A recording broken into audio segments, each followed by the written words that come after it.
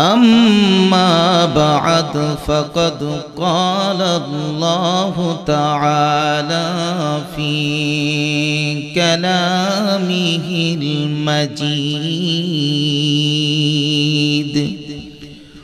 وفي فرقانه الحميد أعوذ بالله من الشيطان الرجيم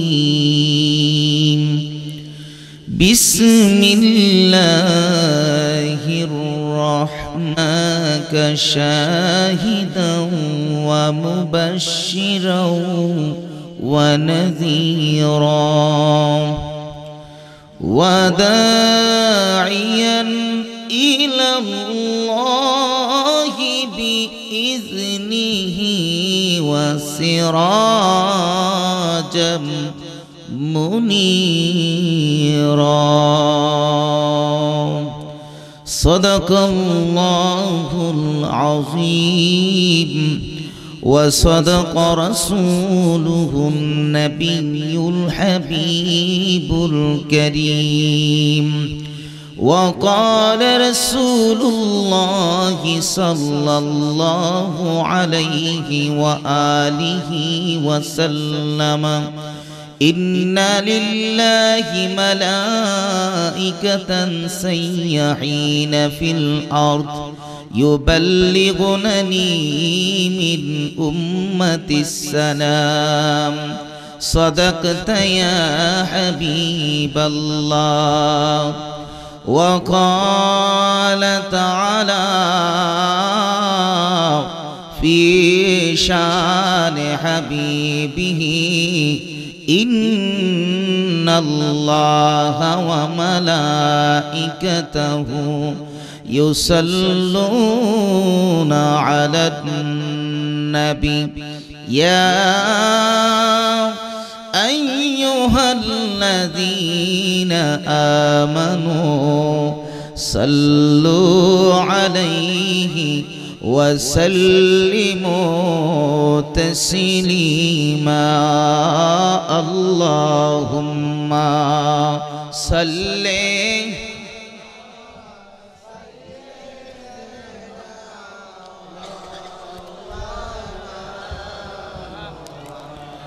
وعلى آل سيدنا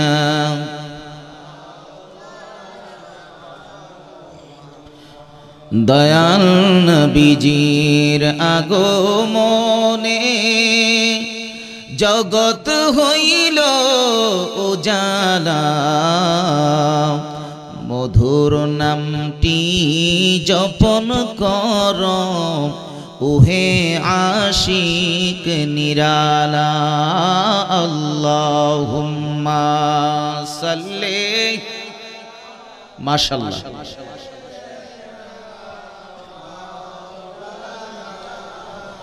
محمد وعلى آل سيدنا اللهم صل وسلم وبارك عليه মহাপবিত্র ঈদে মিলাদুন নবী সাল্লাল্লাহু আলাইহি সাল্লাম উদযাপন উপলক্ষে বড় পীর আব্দুল কাদের জিলানী রাহমাতুল্লাহ স্মরণে দীর্ঘভূমি গাউসিয়া মুহাম্মদ সাইফুল খান শাহ দরবার শরীফের 14তম বার্ষিক ওয়াজ ও তার মাহফিল আজকের মাহফিলের সম্মানিত সভাপতি জনাব মোহাম্মদ জয়দুল হোসেন খান, সম্মানিত সহ সভাপতি জনাব মোহাম্মদ আব্দুল জলিল খান, বিশিষ্ট ব্যবসায়ী দীর্ঘভূমি, আমার পূর্বে প্রধান আকর্ষণ হিসেবে যিনি আলোচনা পেশ করেছেন, দীর্ঘদিন অভিজ্ঞতার আলোকে যিনি আলোচনা করেছেন এবং দীর্ঘদিনের পরিচিত সুপরিচিত শ্রদ্ধাভাজন ব্যক্তিত্ব হযরতুল মাওলানা পীরজাদা শেখ সাদী আব্দুল্লাহ সাদুকপুরি সাহেব, বুড়িচং, কুমিল্লা।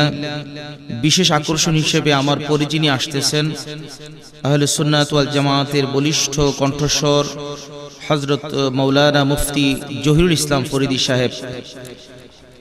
আলোচনা পেশ করেছেন হযরত মাওলানা ওলিউল্লাহ ফয়েজি সাহেব, মুফতি আনোয়ার হোসেন আশরাফি সাহেব, হাফেজ জাকির হোসেন সুন্নি আল কাদরি সাহেব, হযরত মাওলানা হাফেজ কারি মুশাররফ হোসেন সাহেব, প্রধান অতিথি জনাব হাজী মোহাম্মদ আমির হোসেন, সাংগঠনিক সম্পাদক ব্রাহ্মণপাড়া উপজেলা বিএনপি, বিশেষ অতিথি জনাব নজরুল ইসলাম ঠিকাদার, সিনিয়র যুগ্ম শাখাদার সম্পাদক ব্রাহ্মণপাড়া উপজেলা বিএনপি, আমন্ত্রিত মেহমান জনাব জহিরুল ইসলাম, চেয়ারম্যান ব্রাহ্মণপাড়া সদর ইউনিয়ন পরিষদ, জনাব হাজী জসিমউদ্দিন, সাবেক চেয়ারম্যান ব্রাহ্মণপাড়া সদর ইউনিয়ন পরিষদ, সম্মানিত আমন্ত্রিত অতিথিবৃন্দ এবং তত্ত্বাবধানে জনাব আমির হোসেন মাস্টার সাহেব, পরিচালনায় জনাব মোহাম্মদ রুহুল আমিন মাস্টার সাহেব সহ আজকে আমার ডানে বামে সম্মানিত আমার মুসলিম কেরাম এবং আমার সামনে যারা উপস্থিত আছেন আশিকিন মুহিব্বিন জাকিরিন, সকলের প্রতি আমি সালাম পেশ করছি। আসসালামু আলাইকুম ওয়া রাহমাতুল্লাহি ওয়া বারাকাতুহু। আল্লাহ তাআলা এতক্ষণ পর্যন্ত আমাদেরকে ধৈর্য ধারণ করে বসার তৌফিক দিয়েছেন। এই জান্নাতের মজলিসে আল্লাহ তাআলা আমাদেরকে কবুল এবং মঞ্জুর করেছেন। একটু মহব্বতের আওয়াজ দিয়ে পড়েন আলহামদুলিল্লাহ। লক্ষ কোটি দুরূদ ও সালাম পেশ করছি মানবতার মুক্তির দূত, মানবতার মুক্তির দিশারি রাহমাতুল লিল আলামিন নবীজির নুরানি কদম মোবারকে। সম্মানিত উপস্থিতি, এই মাহফিলটি সারা রাত্র ব্যাপী। আমরা এখনো যারা বসে আছি, আমরা সবকিছু জেনে বসে আছি যে আমাদেরকে আজকে রাতটা আল্লাহর ইবাদতে কাটিয়ে দিতে হবে, ঠিক কিনা বলেন? এই চিন্তা নিয়ে কিন্তু আমরা বসেছি। মাহফিল প্রতি রাত্রে হয় না, আমরা যে দরবারের মাহফিল হয়, আমরা সারা রাত আমাদের মাহফিল হয়। তো মুরিদান বা শেখ ভক্ত যারা আসে তারা চিন্তা করে আসে যে আজকের রাত্রটা আমরা আজকে মাহফিলে কাটিয়ে দিব, এই চিন্তা চেতনা নিয়ে কিন্তু আসে। ইচ্ছে করলেই এখন আপনি বাড়ি যাবেন না, গাড়ি থাকলেও বাড়ি যাবেন না যে আসছি রাত কাটায় যাব। এরপরে পরে আমার আরেকজন বিজ্ঞ আলোচক আছেন, তো ওনার আলোচনা আপনারা শুনবেন, উনিও আসতেছেন। তো সর্বোপরি আজকে আমরা যারা এখানে উপস্থিত হতে পেরেছি, আমাদের এই উপস্থিতির একটি মুখ্য উদ্দেশ্য হলো আমাদের দুনিয়ারও কল্যাণ চাই আমরা এবং আখিরাতেরও কল্যাণ চাই, ঠিক কিনা বলেন না? মানুষ এমন একটা মানুষ পৃথিবীতে দেখাইতে পারবেন না যে দুনিয়ার কল্যাণ চায় না। হুজুর বলেন, পিসাব বলেন, ফকির বলেন, দরবেশ বলেন, গাউস বলেন, কুতুব বলেন, দুনিয়ার কল্যাণ সকলেই চায়। কেউ দুনিয়ার কল্যাণ বলতে আবার একেবারে টাকা পয়সা কি বুঝবেন না। দুনিয়ার কল্যাণ বিভিন্ন দিক থেকে হয়, তবে দুনিয়ার কল্যাণের আমি আমার একটা থিওরি বা আমার চিন্তা থেকে, উলামা কেরাম এখানে আছেন, আপনাদেরও দৃষ্টি আকর্ষণ করছি, আপনারা শুনবেন। আমার দৃষ্টিতে দুনিয়ার কল্যাণ হচ্ছে, জীবনের সবচাইতে বড় দুনিয়ার কল্যাণ হলো শান্তি নামক শব্দ। শান্তি যার নাই, দুনিয়ার কল্যাণ তার। আপনার 5টা সন্তান আছে, মানুষ হয় নাই, আবার কারো সন্তান নাই, বিভিন্নভাবে মানুষ অশান্তির বেড়াজালে আবদ্ধ পৃথিবীতে, সংসার নিয়ে আবদ্ধ। সামাজিক প্রেক্ষাপট বলেন, রাষ্ট্রীয় প্রেক্ষাপট বলেন, আন্তর্জাতিক পর্যায়ে বলেন, বিভিন্ন কারণে আল্লাহর বান্দারা বিভিন্নভাবে বিভিন্ন বেড়াজালে আবদ্ধ আছে। তো দুনিয়ার সবচাইতে বড় কল্যাণ হলো মানব জীবনে, সংসারের জীবনে, নিজের জীবনে, সামাজিক জীবনে শান্তি প্রতিষ্ঠা হওয়া। শান্তি আছে যেখানে, কল্যাণ আছে সেখানে। তো দুনিয়ার কল্যাণ মানে হলো শান্তি, আর আখিরাতের কল্যাণ হলো আল্লাহ পাক যদি আমাদেরকে জান্নাত দেয়। পৃথিবীতে যাকে আপনি ফলো করেন, যাকে আপনি ফলো আপ করে চলেন, যাকে আপনি অনুসরণ করেন, যাকে আপনি অনুকরণ করেন, যেহেতু রাসূল করিম সাল্লাল্লাহু আলাইহি ওয়াসাল্লাম পৃথিবীতে নাই, তাহলে রাসূল করিম সাল্লাল্লাহু আলাইহি ওয়াসাল্লামের ওয়ারিস যারা, তাদেরকে অনুকরণ করেই আমাদের জীবনের পথ চলা, ঠিক কিনা বলেন? তো তাদের পথটাকে অনুসরণ করতে গেলে আমাদেরকে একজনকে ফলো করে আমরা চলি। কেউ ওই মসজিদের ইমামকে ফলো করে, কেউ মসজিদের খতিবকে ফলো করে, কেউ পীর ফকির দরবেশকে ফলো করে, কেউ মুফতি মুহাদ্দিসকে ফলো করে। একজন ফলো ছাড়া, অর্থাৎ অনুসরণ ছাড়া পৃথিবীতে কেউ চলে না। কোনো না কোনো অনুকরণ তার ভিতরে কাজ করে। শুধু মুসলমান না, যে কোনো ধর্মের অনুসারী সে হোক না কেন, যে কোনো ধর্মের সে যদি নানানবিধ তার এই ধর্মের প্রতি আসক্তি থাকে, সকল ধর্মের মানুষদেরকে দেখবেন আপনি সে কাউকে না কাউকে ফলো করে। যেমন বৌদ্ধ ধর্মের যারা অনুসারী, তারা গৌতম বুদ্ধকে ফলো করে, ঠিক কিনা? গৌতম বুদ্ধকে ফলো করে। তারপরে ধরেন হিন্দু ধর্ম যারা আমরা আছে, হিন্দু ভাইয়েরা যারা আছেন, তারা আপনার কৃষ্ণ বলেন বা রামকৃষ্ণ বলেন বা ঠাকুর বলেন, কাউকে না ফলো করে চলে। তারপরে খ্রিস্টান ধর্মের যারা আছে, খ্রিস্টানদের মধ্যে হচ্ছে পাদ্রী, পাদ্রীদেরকে ফলো করে চলে। এভাবে প্রত্যেকটা ধর্মের ভিতরে আপনার ফলো করার মানুষ আছে, ফলো করে। কিন্তু আমাদের শ্রেষ্ঠত্ব কোন জায়গায়? আমরা যাকে ফলো করি, আমরা যাকে মানি এবং যার অনুসরণ করি, এটা আলেমের মাধ্যমেই করি আর পীর মাশায়েখের মাধ্যমেই করি। আমরা একজনকে অনুসরণ করি, তিনি হচ্ছেন আল্লাহর হাবিব, হাবিবি কিবরিয়া, রাউফুর রহিম, রহমাতুল লিল আলামিন। ওনাকে যে ফলো করি, কি ওনার শ্রেষ্ঠত্ব হচ্ছে তিনি হচ্ছেন সৃষ্টির সেরা। সুবহানাল্লাহ বলা যাবে? তিনি কি সৃষ্টির সেরা, সৃষ্টির শ্রেষ্ঠ। কিন্তু অন্য ধর্ম যারা পালন করেন, আমি কোন ধর্মের প্রতি কখনো বিদ্রুপ প্রতিক্রিয়া ব্যক্ত করি না, কারণ কখনো মনে চায় যে আমার ভাইয়েরা যদি একদিন আবারও কালিমা পড়ে মুসলমান হতে পারে, ঠিক কিনা বলেন? এর জন্য কাউকে কখনো কটাক্ষ করে কথা বলা উচিত নয়। তবে আমরা যেটা মনে করি যে আমরা যাকে ফলো করি, আল্লাহর হাবিব সাল্লাল্লাহু আলাইহি সাল্লাম, উনি হচ্ছেন সৃষ্টির শ্রেষ্ঠ, সৃষ্টির সেরা। এর চাইতে বড় কোনো ব্যক্তি, পার্সোনালিটি নিয়ে পৃথিবীতে এসেছেন আর কোনোদিন আসবেন, তাহলে উনি হচ্ছেন সৃষ্টির সেরা। উনাকে আমরা অনুসরণ করি, ফলো করি। যাকে অনুসরণ করা যায়, কাকে অনুসরণ করা যায়? যার কোনো দোষ নাই, যার কোনো ত্রুটি নাই, ঠিক কি না? যার দোষ আছে, ত্রুটি আছে, তাকে আপনি অনুসরণ করবেন? কখনোই না। আমার যদি দুষ্টুটি আপনার চোখে পড়ে, আমার কখনো সান্নিধ্য আপনি চাবেন না, আমাকে কখনো আপনি ফলো করবেন না যে ওনাকে আমার পছন্দ হয় না। পছন্দের মানুষ ছাড়া কেউ কাকে ফলো করে না। যাকে যে ভালোবাসে তাকে পছন্দ করার পরে তাকে অনুসরণ করে, ঠিক কিনা বলেন? আমরা যে নবীকে পছন্দ করি, নবীকে ভালোবাসি, ওই নবীর জীবনে কোনো খুঁত নাই, নবীর জীবনে কোনো ভুল নাই, নবীর জীবনে কোনো ত্রুটি নাই। এই জন্য রহমাতুল লিল আলামিন হচ্ছেন সমগ্র মানব জাতির জন্য রহমত। পৃথিবীর আদারওয়াইজ যারা আছি, আমরা যত ব্যক্তি, যত দামি শিক্ষিতই হই, কিন্তু এই কথা কারো ব্যাপারে বলা হয় না যে এই লোকটা এই দুনিয়ার জন্য রহমত। আমার নবীকে, আপনার নবীকে আল্লাহ তাআলা শুধুমাত্র এই যে পৃথিবী, এটা হচ্ছে একটা আলম, একটা জগৎ। পৃথিবী কয়টা জগৎ? এরকম পৃথিবীর মতো আপনার বহু বহু জগৎ আল্লাহ তাআলা বানিয়ে রেখেছেন। আসমান যেমন 7টা, জমিন কয়টা? বহু আলম আল্লাহ বানিয়ে রেখেছেন। বহু আলমের জন্য আল্লাহ তাআলার পেয়ারা হাবিবকে আল্লাহ রহমত বানিয়েছেন। রহমত মানে শান্তি। রহমত আছে যেখানে, শান্তি আছে সেখানে। নবীজি আছে যেখানে, শান্তি আছে সেখানে। এই জন্য 63 বছর জিন্দিগি যদিও কাটিয়ে নবী চলে গেছেন, কিন্তু এখনো পর্যন্ত আজানে নবীজি আছে না নাই? আরো জোরে বলতে হবে।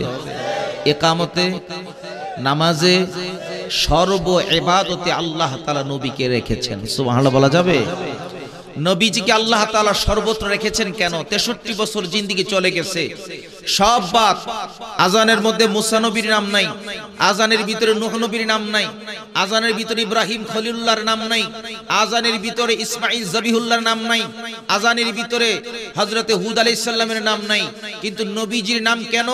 আল্লাহ তাআলা ফরমিয়েছেন, এ পৃথিবীর মানুষ শোনো, আমি যত বছর পৃথিবী বানিয়েছি, বিজ্ঞানীরা আবিষ্কার করেছে পৃথিবীর বয়স হলো প্রায় 40,000 বছর। এই 40,000 বছরও যদি ধরি, এই 40,000 বছরের ভিতরে যত শরীয়ত আল্লাহ তাআলা দিয়েছেন, সকল শরীয়ত যখন একজন নবী আসছে, তখন আরেকজন নবী আসার পরে এই শরীয়ত বন্ধ হয়ে গেছে। আদম নবীর পরে যে নবী আসছেন, আদম নবীর শরীয়ত বন্ধ। মুসা নবীর পরে যে নবী আসছেন, মুসা নবীর শরীয়ত বন্ধ। কিন্তু আল্লাহ তাআলা জানিয়ে দিলেন, এই দীর্ঘভূমির মুসলমান, আশেপাশে এলাকার মুসলমান, মুসলিম উম্মাহকে আল্লাহ তাআলা জানিয়ে দেন, মানব জাতিকে জানিয়ে দেন, আমার হাবিব সরকার মদিনা, হাবিবি কিবরিয়া যখন এই পৃথিবীতে পদার্পণ করেছে, পৃথিবীতে যখন আল্লাহর হাবিব কদম মোবারক রেখেছে, 1,24,000, মতান্তরে 2,24,000 যত নবী রাসূল আল্লাহ দুনিয়াতে পাঠিয়েছিলেন, সকল নবীর শরীয়ত বন্ধ হয়ে কিয়ামত পর্যন্ত একজনের শরীয়ত চলবে। তিনি হচ্ছে নবী মুহাম্মদুর রাসূলুল্লাহ সাল্লাল্লাহু আলাইহি ওয়াসাল্লাম। চিৎকার মেরে বলেন আল্লাহু আকবার। নবীর শরীয়ত ছাড়া কিয়ামত পর্যন্ত আর কারো শরীয়ত চলবে? কত করে শরীয়ত চলবে? নবীর আইন যেটা, সেটা আল্লাহর আইন। কথা বলেন না কেন? নবীর আইন কার আইন? আল্লাহর আইন। নবীর আইন যারা মানবে আল্লাহর আইন তারা মেনে যাবে। নবীজি যে আইন চালু করে গিয়েছেন সেই আইন আল্লাহ প্রদত্ত আইন। নবীজি কিছু মন গড়া কিছু করেছেন জীবনে? কথা বলেন, মন গড়া করছেন? কার আদেশে করেছেন? কারণ আল্লাহকে তিনি মেনেছেন যে আমার মালিক রব্বুল আলামিন আমাকে মুহাম্মদী শরীয়ত দিয়েছে। বিবাহ বন্ধনের ভিতরে কি বলি? মুহাম্মদী শরীয়ত মোতাবেক, ঠিক কিনা বলেন? সর্বত্র নবীর আইন, নবীর আইন, নবীর শরীয়ত, নবীর সুন্নত, নবীর আইন মেনে আমরা কাজ করি, বিবাহ শাদী থেকে শুরু করে সব জায়গায়। এজন্য আল্লাহর হাবিব সরকারে মদিনাকে কোনো জায়গা থেকে বাদ দেওয়ার কোনো সুযোগ, কথা বলেন, সুযোগ নাই। যেথায় আল্লাহ সেথায় নবীজি, যেথায় আল্লাহ সেথায় নবীজি। যেখানে নারায়ে তাকবীর থাকবে সেখানে নারায়ে রিসালাতও থাকবে। সুবহানাল্লাহ পড়েন। যেখানে নারায়ে তাকবীর আছে সেখানে কি আছে? নারায়ে রিসালাত আছে। অর্থাৎ আল্লাহ তাআলা যেখানে, নবীও সেখানে। এই জন্য আজানও চলে, নবীর নাম চলে। মসজিদে প্রবেশ করবেন সেখানেও নবীর দুরূদ শরীফ আছে। নবীজির দুরূদ শরীফ পড়ার পরে এরপরে পড়ি আমরা আল্লাহুম্মা আফতাহলি আবওয়াবা রাহমাতিকা। মসজিদে প্রবেশের দোয়া আমরা পড়ি কি? বিসমিল্লাহি ওয়াস সালাতু ওয়াস সালামু আলা রাসূলিল্লাহ আল্লাহুম্মা আফতাহলি আবওয়াবা রাহমাতিক। অর্থাৎ মসজিদে প্রবেশ করবেন সেই জায়গার ভিতরে আল্লাহ তাআলা নবীকে লাগিয়ে দিয়েছেন। সুবহানাল্লাহ বলা যাবে না? এবার আল্লাহ কি বলতেছেন দেখেন। সূরাতুল আহজাবের ভিতরে রব্বুল আলামিন ডেকে বললেন, এ পৃথিবীর মুসলমান শুনে নাও, আমি আমার নবীকে জানিয়ে দিলাম, ইয়া আইয়ুহান নাবিয়্যু ইন্না আরসালনাকা শাহিদা। ওগো নবীজি, আমি আপনাকে পৃথিবীর জমিনে সাক্ষ্যদাতা বানায়া তারপর দুনিয়াতে পাঠাইলাম। আপনি হলেন কিয়ামত পর্যন্ত সকল উম্মতের আমল নামার সাক্ষী। সুবহানাল্লাহ। এখন আপনাদের কাছে প্রশ্ন হলো, নবী 63 বছর জিন্দেগি পার হয়ে দুনিয়া থেকে বিদায় নিয়েছেন। নবী কি 63 বছর জিন্দেগির জন্য সাক্ষী না কিয়ামত পর্যন্ত সাক্ষী? যারা বলতেছে নবীজি মারা গেছেন, নবীজি এখন রওজাতে মরে পচে মদিনার মাটির সাথে মিশে গিয়েছেন, এখন আমার প্রশ্ন হলো, তাহলে এখন আপনারা বলেন তো, মৃত কোনো ব্যক্তি সাক্ষী হতে পারে? সাক্ষী হতে পারে? সাক্ষী যদি হতে হয় তাহলে জীবিত অবস্থায় দেখতে হয়, এটা হলো সাক্ষী, সামনে উপস্থিত থেকে। আল্লাহর হাবিব সরকারে মদিনা রহমাতুল লিল আলামিন নবীজি সশরীরে কিয়ামত পর্যন্ত আপন রওজা শরীফে জিন্দা। আরো মহব্বতে বলেন না সুবহানাল্লাহ। আল আমবিয়াউ আহইয়াউন ফি কুবুরিহিম। আমার নবীজি বলছেন, শুধুমাত্র আমি নবী না, সকল নবীরা আপন আপন কবরে জিন্দা। এখন রাহমাতুল লিল আলামিন নবীজি জিন্দা, শাহেদ শব্দের অর্থ হলো উপস্থিত হয়ে দেখা। এখন দুইটা হিকমত আছে, দুইটা হাকিকত আছে। একটা হলো উম্মতের আমল নামাগুলো নবীজির দরবারে পেশ করা হয় প্রতি রবিবার দিবাগত রাত্রে এবং প্রতি বৃহস্পতিবার দিবাগত রাত্রে। আর আরেকটা হচ্ছে যে রাসূল করিম সাল্লাল্লাহু আলাইহি ওয়াসাল্লাম মদিনা শরীফ থেকে আপনাকে আমাকে দেখার ক্ষমতা আছে। সুবহানাল্লাহ পড়েন। নবীজি বলছেন, যেই ব্যক্তি আমি রাসূলের উপরে দরুদ শরীফ পড়ে, আমি নবীজি তাকে চিনি, তার বাবাকে চিনি এবং তার বাড়ি ঘর পর্যন্ত চিনি। সুবহানাল্লাহ বলবেন না? এই যে বাদ আসর থেকে আপনারা দরুদ শরীফ পড়ছেন, ইন্না লিল্লাহি মালাইকাতান সাইয়্যাহিনা ফিল আরদ ইউবাল্লিগুনানি মিন উম্মাতিস সালাম। একদল ফেরেশতা আল্লাহ তাআলা দুনিয়াতে রেখেছেন, তারা শুধু দুনিয়াতে ভ্রমণ করে কে নবীজির উপরে দরুদ শরীফ পড়ে, কে নবীজিকে সালাম দেয়, এটা শুধু দেখার জন্য। এই ভ্রমণ করতে করতে দেখে কোথায় দরুদ শরীফ পড়ে, ওই দরুদ ও সালামগুলো নিয়ে নবীর কদম মোবারকে পৌঁছিয়ে দেওয়া হয়। জোরে বলা যাবে না সুবহানাল্লাহ। আল্লাহ তাআলা জানায়া দিলেন, ইয়া আইয়ুহান নাবিয়্যু ইন্না আরসালনাকা শাহিদা। ওগো নবী, পৃথিবীতে আমি আপনাকে সাক্ষ্যদাতা বানাইলাম, আপনি কিয়ামত পর্যন্ত উম্মতের আমল নামার সাক্ষী হবেন। হাসরের ময়দানে रहमतुल लिल आलामीन नबीजी फरमान এর আয়েশা হাশরের ময়দানে 120 কাতার মানুষ হবে 120 কাতার মানুষের ভিতরে 80 কাতার হবে আমি নবীজির উম্মত সুবহানাল্লাহ কি বলা যাবে না 120 কাতারের ভিতরে 80 কাতার হলো আমি নবীজির উম্মত এত উম্মতের আমল নামার সাক্ষী আমি আল্লাহর নবী হাশরের ময়দানে হব रहमतुल लिल आलामीन नबीजी ওই রওজায়ে আতহার থেকে तमाम পৃথিবী দেখতেছেন দেখার ক্ষমতা কে দিয়েছেন আর জবান খুলে বলেন কে দিয়েছেন ডান হাতটা উঁচু করেন তিনবার বলেন আল্লাহ আর জবান খুলে বলেন আল্লাহ মহব্বতে বলেন আল্লাহ আল্লাহ তাআলা যদি নবীকে সম্মান বাড়ায়া দেয় আমরা সম্মান কমাইলো কি নবীর সম্মান কমবে নবীর সম্মান দিয়েছেন কে আল্লাহ কই ওয়ারাফানা লাকা যিকরাক ওগো নবী আমি আপনার জিকিরকে বুলন্দ করে দিলাম এই আয়াতের তাফসীরে রুহুল মাআনি আল্লামা মাহমুদ আলুসি বাগদাদি হানাফি রাহমাতুল্লাহি আলাইহি যিনি হানাফি মাযহাবের অনেক বড় আলেম ছিলেন উনি বলতেছেন तमाम দুনিয়ার মানুষ শুনে রাখো আমার নবী রাহমাতুল লিল আলামিনকে আল্লাহ তাআলা কত বড় দামি বানায়া দিয়েছেন ওয়ারাফানা লাকা যিকরাক আমি আপনার জিকিরকে বুলন্দ করে দিলাম তাফসীর রুহুল মানিতে আসছে ইজা যুকিরতু যুকিরতা মাই ওগো নবীজি যেখানে আমি আল্লাহর জিকির হবে ওই জায়গার ভিতরে আমি আপনি হাবিবুল্লাহর জিকির লাগায়া দিলাম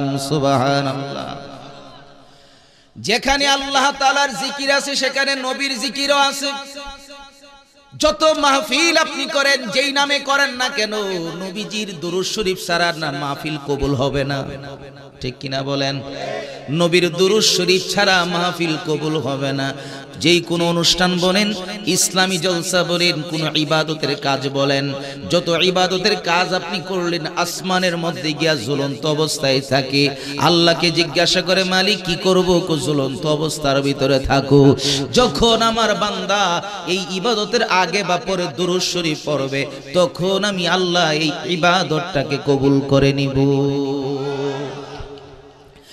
এখন আপনাদের কাছে জানতে চাই নবীর দুরূদ শরীফের মর্যাদা আছে না নাই একবার দুরূদ শরীফ পড়লে 10টা নেকি হয় একবার দুরূদ শরীফ পড়লে 10টা গুনাহ maaf হয় সুবহানাল্লাহ পড়েন একবার দুরূদ শরীফ পড়লে 10 গুণ মর্যাদা আমার আল্লাহ বাড়ায়া দেয় আজকে যার নামে মাহফিল বড় পীর আব্দুল কাদের জিলানী রাহমাতুল্লাহি আলাইহি নবীজির উপর দুরূদ শরীফ পড়তে পড়তে নবীর পাগল হইয়া এত বড় দাবি হয়ে গেলেন সকল ওলিদের ওলি হয়ে গেলেন বড় পীর আব্দুল কাদের জিলানী সুবহানাল্লাহ বলেন আই বড় পীর আব্দুল কাদের জিলানের জিলানী তোমারি নামের গুণে আগুন হইয়া যায় পানি ওই বড় পীর আব্দুল কাদের ওরে জিলানীতে জন্ম তোমার তরিকা হয় কাদরিয়া ওরে আবু সালে জঙ্গি মুসা হলেন তোমার পিতা উম্মুল খায়ের মা ফাতেমা তোমার হয় যে জননী তোমারি নামের গুণে আগুন হইয়া যায় পানি আগুন হইয়া যায় পানি সুবহানাল্লাহ পড়েন সেই বড় পীর আব্দুল কাদের জিলানী রাহমাতুল্লাহি আলাইহি এত বড় দামি হয়ে গেলেন 1100-1200 বছর হয়ে গেল কিন্তু এখনো পর্যন্ত আব্দুল কাদের জিলানী রাহমাতুল্লাহি আলাইহির নাম জানে না এমন কোন আক্কেলওয়ালা মানুষ নাই ঠিক কিনা বলেন খাজা মাইনুদ্দিন চিশতি রাহমাতুল্লাহি আলাইহির নাম যারা আকল আছে বিবেক আছে সকলের নামটা হইলেও জানে যারা বিরোধিতা করে তারাও নামটা জানে ঠিক কিনা বলেন বাংলাদেশের জমিনে যারা ওলি আল্লাহর বিরোধিতা করে তারাও শাহজালাল রহমাতুল্লাহ আলাইহির নাম জানে কি জানে না? কেন জানে? বহু বাংলাদেশে মুফতি মুফাসসিরের কবর আছে, কিন্তু নামগন্ধ নাই, ঠিক কিনা বলেন? কিন্তু শাহজালাল রহমাতুল্লাহি আলাইহি 800 বছর হয়ে গেছে বাংলার জমিনে এসেছেন, কিন্তু এখনো পর্যন্ত বাংলার প্রত্যেকটা ঘরে ঘরে মানুষ শাহজালালের নাম জানে কি জানে না? ওলি আল্লাহর বাংলাদেশ, শহীদ গাজীর বাংলাদেশ, কবুল করো আল্লাহ, কবুল করো আল্লাহ। ওরে শাহজালালের বাংলাদেশ, শাহপরানের বাংলাদেশ, আল্লাহু আকবার বলেন। ওরে শাহজালালের বাংলাদেশ, শাহপরানের বাংলাদেশ, তাদের পথে তাদের মতে কবুল করো আল্লাহ, কবুল করো আল্লাহ। ওলি আল্লাহর বাংলাদেশ, শহীদ গাজীর বাংলাদেশ, কবুল করো আল্লাহ, কবুল। মাইক বিন আসেনি এদিকে, একটু উঁচা করলে ভালো হইতো। আসেনি কেউ? মাইকে অপারেটর কেউ থাকলে একটু উঁচা করলে ভালো হইতো, নেশা ওয়াজ করতে কষ্ট হচ্ছে। কেউ মাইক অপারেটর একজন এখানে আসলে ভালো হবে। ওরে শাহ আমানতের বাংলাদেশ, শাহ আলীর বাংলাদেশ, শাহ আমানতের বাংলাদেশ, ওরে শাহ মাখদুমের বাংলাদেশ, তাদের পথে তাদের মতে কবুল করো আল্লাহ, কবুল করো আল্লাহ। ওলি আল্লাহর বাংলাদেশ, শহীদ গাজীর বাংলাদেশ, কবুল করো আল্লাহ, কবুল করো আল্লাহ। একসাথে কি মারহাবা বলা যাবে? এই কথা যে বললাম, এটা এমনি বললে অনেকে মনে করে যে ওলি আল্লাহর পথে চলবো, কেন নবীর পথে চলবো। কিন্তু সূরাতুল ফাতিহার ভিতরে যখন পড়ি, এই ওলি আল্লাহর পথে চলার কথাই বলি। কেমনে? সূরাতুল ফাতিহার ভিতরে আমরা পড়ি ইহদিনাস সিরাতাল, কথা কই না, ইহদিনাস সিরাতাল, এরপরে পড়ি কি সিরাতাল্লাযীনা আন'আমতা আলাইহিম গায়রিল মাগদুবি আলাইহিম ওয়ালাদ-দাল্লিন। পড়ি কি পড়ি না? ইহদিনাস সিরাতাল মুস্তাকিম। তাফসীর যতগুলো করলেন, তাফসীর রুহুল মাআনি বলেন, তাফসীরে খাজান বলেন, তাফসীরে কাবির বলেন, তাফসীরে রুহুল বায়ান বলেন, তাফসীরে মাযহারি বলেন, তাফসীরে জালালাইন বলেন, যতগুলো তাফসীর প্রসিদ্ধ তাফসীর পৃথিবীতে আছে, সকল তাফসীর কারক বলেছেন ইহদিনাস সিরাতাল মুস্তাকিম। এই পথটা হলো রে 4 শ্রেণীর পথ। 4 শ্রেণীর পথটা হলো সহজ এবং সরল পথ। এক নাম্বার হলো যারা নবীগণ, ওই নবীদের পথটা হলো সহজ পথ, সরল পথ। এখন বুঝে থাকলে বলেন, আমরা কি নবীর যুগের মানুষ? সবাই বুঝে নাই? আমরা কি নবীর যুগের মানুষ? আল্লাহর হাবিব চলে গেছেন ১৫০০ বছর হয়ে গেল, আমরা নবীর যুগের মানুষ না।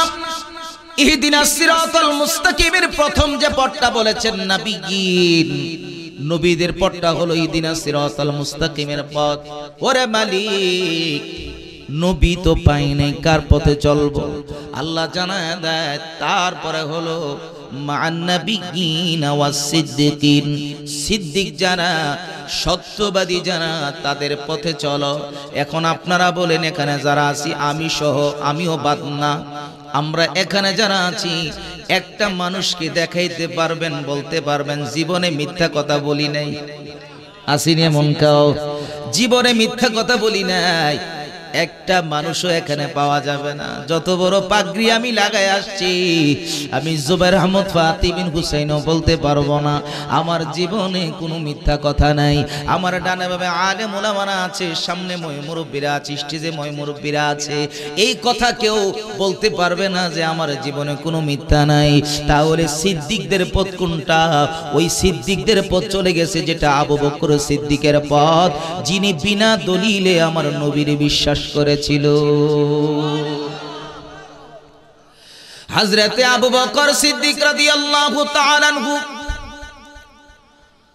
যেই কারণে সিদ্দিক আকবর হয়েছিলেন। এই মাসটা হলো রজবের মাস, যে মাসটা হলো মেরাজুন নবীর মাস, ঠিক কিনা বলেন? আমার আগে কিছু আলেম ওলামারা টাচ দিয়েছেন, কিন্তু বাবা আমি শুনেছি এই মেরাজের যে হাকিকত সেই কথাটা বাকি রয়ে গেছে। আলোচনা করছেন, কিন্তু হাকিকতের কথাগুলো দুই একটা কথা বলবো। তার মাঝে বলি, নবীজি যখন মেরাজ থেকে আসলেন, আবু জেহেল জিজ্ঞাসা করে, আবু বকর আজকে তোমার নবী একটা চরম মিথ্যা কথা বলেছে, নাউজুবিল্লাহ, কি বলা যাবে? এবার আপনারা বলেন, নবীর জীবনে কোনো মিথ্যা আসেনি, কথা কোন আসেনি? 63 বছর জিন্দেগির ভিতরে কোনো ইলা নাই, আল্লাহ ছাড়া কোনো মাবুদ নাই, 360টা মূর্তি আছে, ওইগুলার বিরুদ্ধে আচরণ করো। কিন্তু আজকে কি কোনো কিছু বলবা? কো চাচা, আজকে এমন একটা কথা বলবো যেই কথা জীবনে কোনোদিন বিশ্বাস করবেন না। তারপরেও বাতিজা বলো। কো কি কথা? আমি বাতিজা, আপনার বাতিজা আব্দুল্লাহর বেটা, আমি এই হারামাইন শরীফ থেকে মক্কাতুল মুকাররমা থেকে গো আমি আল্লাহর দিদারে গিয়েছিলাম, আল্লাহর দিদার পর্যন্ত গিয়েছিলাম। আবু জাহেল কয়, কোন দিন গেলা? গতকালও দেখলাম বাড়ির ভিতরে, আজকে আবার কোন সময় গেলা? আমার নবীজিকে আল্লাহ জানায় দেয় নবী বনি ইসরাইলের শুরুতে, সুবহানাল্লাযী আসরা বিআবদিহি লাইলাম মিনাল মাসজিদিল হারামি ইলাল মাসজিদিল আকসা আল্লাযী বারাকনা হাওলাহু লিনুরিয়াহু মিন আয়াতিনা ইন্নাহু হুয়াস সামিউল বাসীর।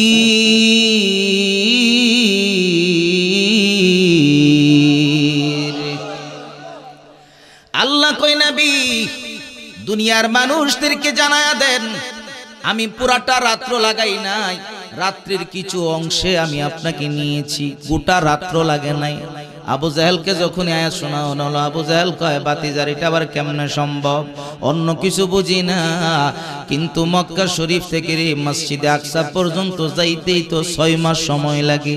কিন্তু গতকাল দেখলাম তোমাকে বাড়ির ভিতরে, গতকাল মাহফিল ওই আলোচনাটা অল্প সময় করেছিলাম। রাব্বাজিরা গভীরে খেয়াল করবেন, আমার মোবাইল ফোনে ব্যাটারি আছে, আপনাদের মোবাইল ফোনে আসেনি, কথা কন না আসেনি? আপনাদের অনেকের হাতের মধ্যে ঘড়ি থাকতে পারে, ঘড়ির ভিতরে ব্যাটারি আছে। এখন আপনাদেরকে জিজ্ঞাসা করি, মোবাইলের ব্যাটারি খুললে মোবাইল বন্ধ নাকি চালু? মোবাইল সচল নাকি অচল? ঘড়ির ব্যাটারি খুললে ঘড়ি সচল নাকি অচল? এখন আপনারা বলেন তো দেখি, নবীজি চলে গেছেন, 6 মাস লাগে মক্কা থেকে এই মসজিদে আকসা পর্যন্ত যাইতে, বাইতুল মুকাদ্দাস পর্যন্ত যাইতে, নবী কেমনে গেল? এই জন্য কিছু নালায়েক আছে এই বাংলার জমিনে, তারা বলে নবীর মেরাজ নাকি স্বপ্ন যুগে হয়েছে। নাউজুবিল্লাহ, কি বলা যাবে? আরো জোরে বলেন না নাউজুবিল্লাহ। একটু দুরূদ শরীফ পড়েন, আল্লাহুম্মা সাল্লি। আসসালামু আলাইকুম।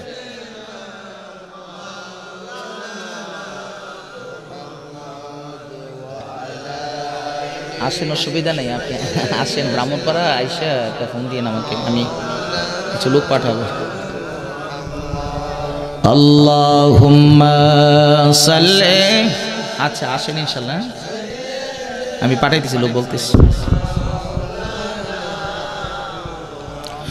ওয়ালা আলি সাইয়্যিদিনা। কমিটি লোক কই? যেটা বলতেছিলাম, আমার পরবর্তী আলোচক উনিও চলে আসছেন ব্রাহ্মণপাড়ার কাছাকাছি, আলহামদুলিল্লাহ পড়েন। কেউ একজন কমিটি লোক যারা আছেন, আপনারা একটু ব্রাহ্মণপাড়ায় গিয়ে হুজুরকে নিয়ে আসেন। যারা স্বেচ্ছাসেবক আছেন, মৌলানা জহিরুল ইসলাম ফরিদি ভাইজানকে নিয়ে আসেন আপনারা, উনি সাহেবাবাদ পার হয়েছেন। যেটা বলতেছিলাম, রহমাতুল আলামিন নবীজি রাত্রের কিছু অংশে গিয়েছেন, সুবহানাল্লাহ পড়েন। এবার খেয়াল করেন, আবু জাহেল দেখি বলে 6 মাসের সময় কেমনে গেলেন? আমার নবী রহমাতুল আলামিন কেমনে গেলেন একটু আপনাদেরকে বোঝায়া দেয়। ঘড়ির ব্যাটারি না থাকলে, ঘড়ি যেমন আপনারা বলছেন অচল, মোবাইলের ব্যাটারি না থাকলে যেমনি ভাবে বলছেন মোবাইল অচল, তিন বিভাবে নবী যদি দুনিয়ায় না থাকে আল্লাহর আরশে চলে যায়, দুনিয়াটাকে আমার আল্লাহ অচল বানায়া রাখছেন। সুবহানাল্লাহ পড়েন। আর একটু সহজ করে বুঝাইয়া দিই, মানুষের ভিতরে রুহু আছে না নাই? রুহু যদি চলে, রুহু যদি দুনিয়ায় দেহের থেকে বের হয়ে যায়, তাহলে কি হাত আর চলবে? পা চলবে? জবান চলবে? আমার নবী রহমাতুল লিল আলামিন হলেন দুনিয়ার রূহ মুবারক। ওরে নবী নাই দুনিয়া নাই, নবী আছে দুনিয়া সচল, নবী নাই দুনিয়া অচল। এ রাত্রের কিছু অংশের ভিতরে 27 বছর কেটে গেল, আল্লাহ দুনিয়াকে অচল বানায় রাখলেন। আবার নবী আসছে দুনিয়ায় 27 বছর কাটায়া, আবার দুনিয়া সচল হয়ে গেছে। আল্লাহু আকবার কি বলা যাবে না? ওরে আমার নবী জিন্দা নবী, ওরে আমার নবী নূরের নবী, ওরে নূরের নবী মায়ার নবী, দেখেব নিরালাই পাইলে নিরালাই গো নবী। আমি খুশি এত রাত্রে আপনাদের আওয়াজ এত সুন্দর, আলহামদুলিল্লাহ পড়েন। আপনাদের জন্য দোয়া করি, আওয়াজ করে পড়েন, পাইলে নিরালাই গো নবী। আমরা দুই কদমে চুমু খাবো, দুই কদমে চরণ ধুনি মাখবো গায়, পাইলে নিরালাই গো নবী। মাশাআল্লাহ, পাইলে নিরালাই গো নবী। ওরে রহমতে আলম গো নবী, ওরে দেখিতে পানুম মতের ছবি, রহমতে আলম গো নবী, ওরে দেখিতে পানুম মতের ছবি। ওরে এখনো কাঁদেন নবী, এখনো কাঁদেন নবী, পাপী উম্মতের মায়ায়, পাইলে নিরালাই গো নবী। আয় আশেক পাইলে নিরালাই গো নবী। একটু ডান হাতটা উঁচু করে বলি ইয়া রাসূলুল্লাহ, আর মহব্বতে বলি ইয়া রাসূলুল্লাহ। আবু জাহেল ডাক দিয়া কয়, রে ভাতিজা এটা কেমনে সম্ভব? এত বড় মিথ্যা কথা কেমনে বললা? তো মক্কা থেকে মসজিদে আকসা যাইতে লাগে 6 মাস, তুমি এক রাত্রে কেমনে গেল? কো চাচা একটা রাত্র লাগে নাই, রাত্রের সামান্য অংশ। সুবহানাল্লাহ পড়েন। আবু জাহেল আরো মাথা খারাপ হয়ে গেছে, বাতিজারে আজকে পাইছি মক্কার জমিনে তোমার বিরুদ্ধে আজকে কথা মানুষের কাছে লাগাবো। দৌড়ায় সর্বপ্রথমই গেছে নবীর সবচাইতে যে কাছের মানুষ, আফদালুন নাসি বাদাল আম্বিয়াই ওয়া আবু বকর সিদ্দিক রাদিয়াল্লাহু তাআলা আনহু। নবীজি ফরমান, আমার পরে সবচাইতে দুনিয়াতে দামি মানুষের নাম হলো আবু বকর। দৌড়াইয়া আবু বকরের কাছে গিয়ে বলে, আরে আবু বকর, তোমার নবী আজকে এত বড় একটা পাগলামির কথা বলেছে, যেই কথা কখনো বিশ্বাসযোগ্য না। বলে কি বলেছে? এই মক্কা থেকে নাকি আল্লাহর দিদারে গিয়েছে, মেরাজ হয়েছে। এটা কেমনে সম্ভব? গতকালও দেখলাম আমার বাতিজারে মক্কার জমিনে কেমনে গেল, অথচ মক্কা থেকে আপনার এই বাইতুল মুকাদ্দাস যাইতে লাগে 6 মাস। আবু বকর রে, এখনো সময় আছে, নবীকে ছেড়ে দাও। নাউজুবিল্লাহ কি বলা যাবে না? এখনো সময় আছে, নবীকে ছেড়ে দাও। আবু বকর কই, ও আবু জাহেল, একটু কথাটা আবার বলো। যেই কথাটা তুমি শুনেছো, এই কথাটা কি আমার নবীর জবান মুবারক দিয়া শুনেছ? বলে হ্যাঁ, এই মাত্র নবীজি বললেন, আমি শুনে তোমার কাছে সর্বপ্রথম আসলাম। আবু বকর একটা জবাব দেই, এরে আবু জাহেল, আমার নবী যদি নিজের জবান মুবারক দিয়া মেরাজের কথা বলে থাকে রে, আমার আর অবিশ্বাসের কোনো কারণ নাই। আমি আবু বকর নবীর মেরাজ বিশ্বাস করে নিলাম। আল্লাহু আকবার কি বলা যাবে না? আবু জাহেল কই, এত বড় কথার পরেও আবু বকর তোমাকে নবী ছাড়াইতে পারি নাই। এ সুন্নি মুসলমান, আজকে একটা আওয়াজ দিবেন, যত বিপদ আসবে, যত গালি দিবে, যত মাজার পূজারি বলবে, যত বেদাতি বলবে, কিন্তু নবী ছাড়া যাবেনি। ডান হাত তুলে বলেন ছাড়া যাবে।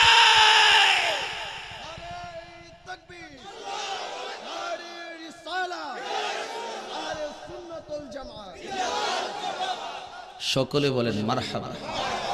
আল্লাহ কবুল করুক, আমিন বলেন। এখন আবু জেহেল এখানে কোনো কিছু নিয়ে না পেয়ে চলে গেছে। আবু বকর দৌড়ায় গেছে আমার নবীর দরবারে। সুবহানাল্লাহ। আবু বকর গিয়া কই, ইয়া রাসূলুল্লাহ, আপনি গতকাল রাত্রে কি মেয়ারাজে গেছিলেন? কহা গেছিলাম। তুমি জানলা কেমনে? আবু জেহেল তো গোটা মক্কাতে আপনার বিরুদ্ধাচরণ করতেছে।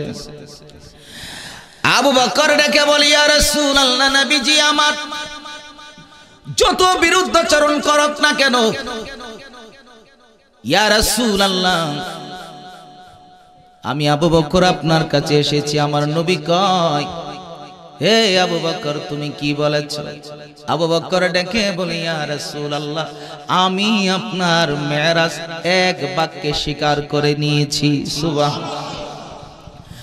আবু বকর রে, আমার কাছে না আইসা নবীর মেরাজকে বিশ্বাস করে নিলাম। এরে আবু বকর, এত বড় ঈমানি শক্তি তুমি আবু বকরের। আবু বকর কই, ইয়া রাসূলুল্লাহ, যেই দিন থেকে আমি কালিমার পতাকা ধারণ করেছি, ওই দিন থেকে জীবনের চাইতো নবীজি আপনাকে আমি ভালোবাসি। সুবহানাল্লাহ বলেন। নবীদের যুগ গেল, সিদ্দিকদের যুগ চলে গেল। এখন তৃতীয় নাম্বার হলো আমার আল্লাহ তাআলা জানায় দিলেন, ইহদিনাস সিরাতাল মুস্তাকিম মা'আন নাবিয়্যিন ওয়াস সিদ্দিকিন ওয়াস শুহাদা। তিন নাম্বার হলো যারা শহীদ হয়ে দুনিয়া থেকে বিদায় নেয়, যারা আল্লাহর প্রতি জীবনটা কোরবানি দেয়। এখন আপনারা বলেন, নবীর যুগে যারা শহীদ হয়েছেন তাদের মতো সম্মানের আর কোনো শহীদ পৃথিবীতে হবেনি। তারা শহীদ হয়ে দুনিয়া থেকে কেমনে গেলেন? নবীজির সাহাবীরা হযরতে তালহা জুবায়ের যখন উহুদের ময়দানে নবীজির উপরে কাফেররা আক্রমণ শুরু করলো, তালহা জুবায়ের রাদিয়াল্লাহু তাআলা আনহু নবীর জড়ায়া ধরে রাখছে। সুবহানাল্লাহ কি বলা যাবে? ওই তালহা জুবায়ের রাদিয়াল্লাহু তাআলা আনহুর শরীরে একটা দুইটা না, নবীজির দিকে তীর মারতেছে, আর তালহা জুবায়ের জয়রা ধরে রাখছে। তালহা জুবায়েরের শরীরে একটা দুইটা তিন না রে, লাগতে লাগতে ৭২টা তীর লেগেছে। ৭২টা তীর লাগার পরে ওরে নবীকে যে জড়ায়া ধরে রাখছে, নবীরে সারে না। আমার নবী ডেকে বলে, তালহা, আমার জন্য নিজের জীবনটা কোরবানি দিয়া দিলা। আরে তালহা, আমি নবীও কথা দিলাম, তুমি তালহা জান্নাতে আমি নবীর সাথে থাকবা। সুবহানাল্লাহ বলা যাবে না? রাহমাতুল লিল আলামিন নবীর পক্ষে যারা শহীদ হয়েছে ইসলামের জন্য, তাদের মর্যাদা অনেক বেশি। আব্বাজিরা, এবার আসেন মুতার জমিনে হযরতে জাফর ইবনে আবি তালিব কেমনে শহীদ হয়েছিলেন। যখন জাফর ইবনে আবি তালিবের হাতে যুদ্ধের পতাকা, ওই পতাকাটা যখন ডান হাতে ধরে রেখেছেন, কাফেররা দূর থেকে দেখছে ইসলামের পতাকা। জাফর ইবনে আবি তালিব, যিনি ছিলেন আমার নবীজির চাচাতো ভাই, সুবহানাল্লাহ পড়েন, হযরতে আলীর ভাই। এখন কাফেররা দূর থেকে এসে জাফর ইবনে আবি তালিবের ডান হাতটার মধ্যে যখন একটা কূপ দিছে রে, ডান হাতটা পড়ে গেছে, চামড়াটা লেগে আছে। তাড়াহুড়া কইরা ওই কালিমার পতাকাটা আবার বাম হাতে ধরে ফেলেছে, যাতে করে রে কালিমার পতাকাটা জমিনে না পড়ে। সুবহানাল্লাহ কি বলা যাবে? বাম হাতে যখন কালিমার পতাকা, ওই কাফের চিন্তা করলো বাম হাতটাকে ফেলে দেওয়া লাগবে। ওই বাম হাতের মধ্যে যখন একটা কোপ দিল, বাম হাতটাও পড়ে যাচ্ছে, চামড়া লেগে আছে। তাড়াহুড়ো করে রে মুখের ভিতরে দিয়া দাঁত দিয়া কামড় দিয়া কালিমার পতাকাকে ধরে রেখেছে। সুবহানাল্লাহ কি বলা যাবে? যখন কালিমার পতাকা দাঁত দিয়ে ধরে রাখছে, কাফের মনে করছে রে দুই হাত শেষ হয়ে গেল, এখন কল্লার মধ্যে একটা কূপ দিব। কল্লার মধ্যে যখন কূপ দিল, আঘাত করলো তরবারি দিয়া, কল্লাটা আলাদা হয়ে পড়ে গেছে। আর ওই কালিমার পতাকা জমিনে এমন ভাবে উপর হয়ে না পইরা, যেমনি যেমনি ভাবে ঘেরে রাখছে একটা মানুষ যেমন খুঁটা গাড়ে, এরকম ভাবে জমিনে পতাকাটাকে খুঁটি মাইরা পড়ে আছে, কিন্তু তারপরে জমিনে এই কালিমার পতাকা ডানচিত হয়ে আর নিচে পড়ে যায় না। সুবহানাল্লাহ কি বলা যাবে? এখন আপনাদের কাছে জানতে চাই, যারা ইসলামের জন্য এত বড় ত্যাগ স্বীকার করলো রে মুসলমান, এমন দামি দামি শহীদকে এখন আর পাওয়া যাবে যাদের ব্যাপারে আল্লাহ তাআলা জানায়া দিলেন, ওয়ালা তাকুলু লিমান ইউকতালু ফি সাবিলিল্লাহি আমওয়াত বাল আহইয়াউ ওয়ালাকিন লা তাশউরুন।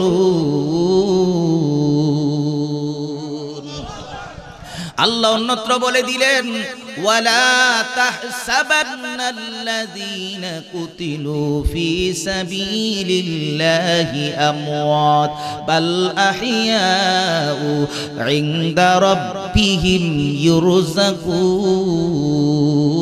যারা শহীদ হয়ে দুনিয়া থেকে বিদায় নেয় তাদেরকে মরা বলা যাবে না। সুবহানাল্লাহ পড়েন। তারা আপন আপন কবরের ভিতরে জিন্দা, ইনদা রাব্বিহিম ইউরযাকুন, তাদের কবরে আমার আল্লাহ জান্নাতি খাবার দান করে। আমরা তো মনে করি মারা গেছে মানে সব মরে পচে গলে গেছে। না না না, আল্লাহর ওলিরাও মরে না। সুবহানাল্লাহ পড়েন। আল্লাহর ওলিরাও আপন আপন মাজারে জিন্দা। সুবহানাল্লাহ। আর শহীদ যারা, তারা কবরের ভিতরে জান্নাতি খাবার পায়। রহমাতুল লিল আলামিন নবী ও রওজা শরীফের মধ্যে জিন্দা। এমন শহীদও আমরা এখন আর খুঁজে পাবো না। এখন আসে 4 নাম্বার, যেটা মান নাবিয়িন ওয়াস সিদ্দিকিন ওয়াস শুহাদাই ওয়াস সালিহিন। এখন আসছে সালিহিনদের পথ। মুফাসসিরিন কেরাম বলেন, এই সালিহিনদের পথটা হলো আল্লাহর ওলিদের পথ। সুবহানাল্লাহ বলা যাবে না? এই সালিহিনদের পথটা হলো আল্লাহর ওলিদের পথ। এই পথের পথিক যারা, এখন আপনারা বলেন, এই জমিনের ভিতরে এখন ওলি আল্লাহ আছে না নাই? হক্কানি পীর মাশায়েখ আছে না নাই? আল্লাহ তাআলা এই জন্যই জানায়া দিলেন, রে আলা ইন্না আউলিয়া আল্লাহি লা খাউফুন আলাইহিম ওয়ালা হুম ইয়াহজানুন। হরফে তানবীহ ব্যবহার করে আল্লাহ প্রথমে জানায়া দিলেন, আলা, সাবধান, বি কেয়ারফুল। যারা আল্লাহর বন্ধু হয়ে যায়, আল্লাহর বন্ধু যারা, তাদের দুনিয়াতে কোনো চিন্তা নাই, আখিরাতে কোনো ভয় নাই। সুবহানাল্লাহ কি বলা যাবে? আমরা কেন ওলি আল্লাহর দরবারে যাই? এর একটাই মাত্র কারণ, নবী নাই, ওই রকম সিদ্দিক নাই, ওরকম শহীদ নাই। এই জন্য আমরা ওলি আল্লাহর সালিহিনদের পথে আমরা চলতে চাই। ঠিক কিনা বলেন? এই সূরাতুল ফাতিহার ভিতরে এটাই আমরা বলি, ইহদিনাস সিরাতাল মুস্তাকিম সিরাতাল লাযিনা আন'আমতা আলাইহিম। চালাও সে পথে, যে পথে তোমার প্রিয়জন গেছে চলি। চালাও না সে পথে, যে পথে তোমার অভিশাপ। ঠিক কিনা বলেন? ওই পথভ্রষ্ট গুমরাহির পথে চালাও না। ওলি আল্লাহর পথটা ছাড়া এখন আর কোন নবীর যুগ নাই। এই যুগটাই হলো ওলি আল্লাহদের যুগ। কিয়ামত পর্যন্ত ওলি আল্লাহ পৃথিবীতে থাকবে। ঠিক কিনা বলেন? আল্লাহর ওলি যারা, এই মুসলমান, আল্লাহর ওলি যারা, তাদের পাওয়ারটা কেমন হয় একটু ওয়াকিয়া শুনেন। একজন আল্লাহর ওলি ছিলেন, যিনি জঙ্গলার ভিতরে কাঠ কাটতেন, কাঠুরিয়া। আপনারা বলেন, কাঠ যারা গাইটা জীবিকা সংগ্রহ করে, তাদের কোটি কোটি টাকার মালিক থাকে। কথা কয় না? কোটি কোটি টাকার মালিক, দিনে আনে দিনে খায়। ঠিক কিনা বলেন? কাঠ সংগ্রহ করছে, বিক্রি করছে। অনেক সময় দেখবেন আমাদের দেশের ভিতরে কিছু গরিবরা রাস্তার পাতা পর্যন্ত ঝাড়ু দিয়া বস্তাত ভরে নিয়ে তারপরে রান্নার কাজে লাগায়। ঠিক কিনা বলেন? এমন গরিব আলত মানুষ চলাফেরা করে, রিক্সা চালায়, কয় টাকার কামাই, বাজার দর অনুযায়ী ভালো চলতে পারো না, লাকড়িও 300 থেকে 350 টাকা মন। এখন কাঠুরিয়া কাঠ কেটে বিক্রি করে। কাঠ কেটে বিক্রি করলে আর কয় টাকা লাভ হয়? ওই কাঠুরিয়া আল্লাহর ধ্যানে মগ্ন হয়ে এত বড় দামি হয়ে গেছে বাবা, আল্লাহর ওলিদের পথটাকে কেন আমরা ধরি, সালেহিনদের পথে কেন আমরা চলি? ওই কাঠুরিয়া এত বড় আল্লাহর মাকবুল বান্দা হয়ে গেলেন, বিবিকে ডাক দিয়া বলে, বিবি হে আমার, ও বিবি, আমি দুনিয়া থেকে বিদায় হয়ে গেলে আমার জন্য তুমি কি করতে পারবা, কতটুকু আমাকে ভালোবাসো? বিবি ডেকে বলে, স্বামী, আমার গায়ের শাড়ি কাপড়টা দিয়ে হইলে আপনার কাফনের কাপড় পরাইয়া দেবো, কারণ 3টা কাপড় কেনার ক্ষমতা তো আর আমাদের নাই। কেবল বুঝেন কত বড় গরিব ছিল ওই সুলতান ইবনে আদিল রহমাতুল্লাহি আলাইহি। বিবি কয়, আমার নিজের পরনের শাড়ি দিয়ে কাফনের কাপড় পরাইয়া দিব। ও বিবি, তুমি যে বলছো আমি খুশি হয়ে গেলাম, কিন্তু আমার কাফনের কাপড় পরাইবা, আমি যে জুব্বাটা পরি রে, এই জুব্বাটার বোতামটা খুইলা এই কাফনের কাপড় পরাইবা, মাথার মধ্যে একটা বান্ধিবা, উপর থেকে নিচ দিকে কাপড়টা চলে আসবে, আর হাঁটুর নিচে যতটুকু জায়গা থাকবে ওই জায়গাটাকে লতা পাতা দিয়ে ঢাইকা দিবা। ও ঠিক আছে স্বামী আমার।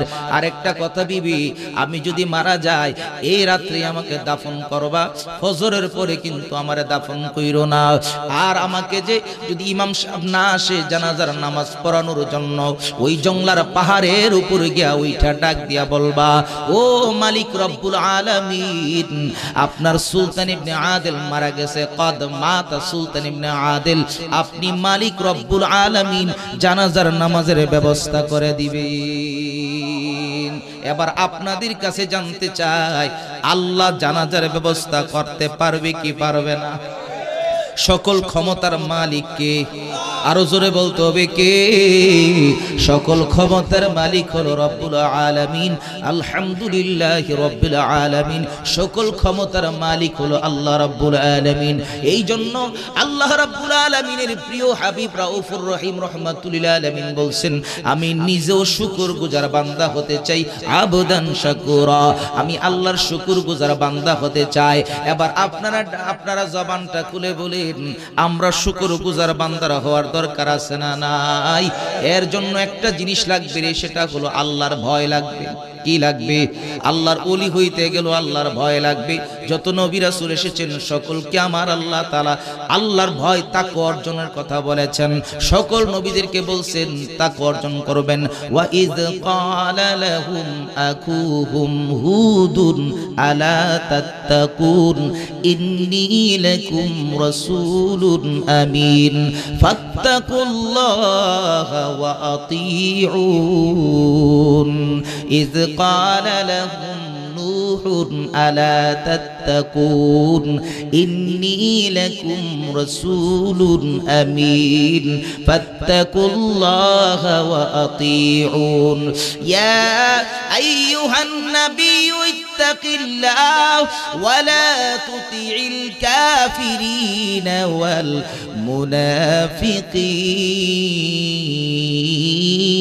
والمنافقين অগনবী আপনিও আল্লাহকে ভয় করেন। এই মুসলমান, যদি ওলি হতে চান, বন্ধু হতে চান, আল্লাহর 1 নাম্বার শর্ত হলো ঈমানের পরে আল্লাহকে ভয় করতে হবে। ঠিক কিনা বলেন? আল্লাহ কোরআনুল কারীমে জানায়া দিলেন, আল্লাযীনা আমানু ওয়া কানু ইয়াত্তাকুন। ঈমান লাগবে আর আল্লাহর ভয় লাগবে। এখন সুলতান ইবনে আদিল কেমন আল্লাহকে ভয় করছেন? মারহাবা বলেন। এখন আল্লাহর কুদরত, এই রাত্রে আল্লাহর ওলি মারা গেছে। সুবহানাল্লাহ। দুনিয়ার জমিন থেকে কেউ যদি মারা যায়, কি বলি? ইন্না লিল্লাহি। এটা কিসের দোয়া? সকলে আমরা বলি মারা গেলে, মারা যাওয়া গেলে পড়বেন, এটা পড়তে হবে। এটা মুসিবতের দোয়া। কিসের দোয়া? কোনো কিছু হারায়া গেলে ওইটা পড়তে হয়। ঠিক কিনা? যখন বেশি মুসিবতে থাকেন তখন বলবেন ইন্না লিল্লাহি ওয়া ইন্না ইলাইহি রাজিউন। আমরা মরা ছাড়া এই দোয়ার পরে দেখি না। নবীজি ফরমান, যখন তুমি কোনো কিছু হারিয়ে ফেলবা, ইন্না লিল্লাহি ওয়া ইন্না ইলাইহি রাজিউন পড়বা, আল্লাহ ফেরত দিয়ে দিবে। সুবহানাল্লাহ। আর যদি নাও পাও, এতটুকু সম্পদ আল্লাহ কোনো না কোনো দিক দিয়ে তোমারে দিয়ে দিবে। সুবহানাল্লাহ পড়েন। এখন আল্লাহর ওলি রাত্রি মারা গেলেন।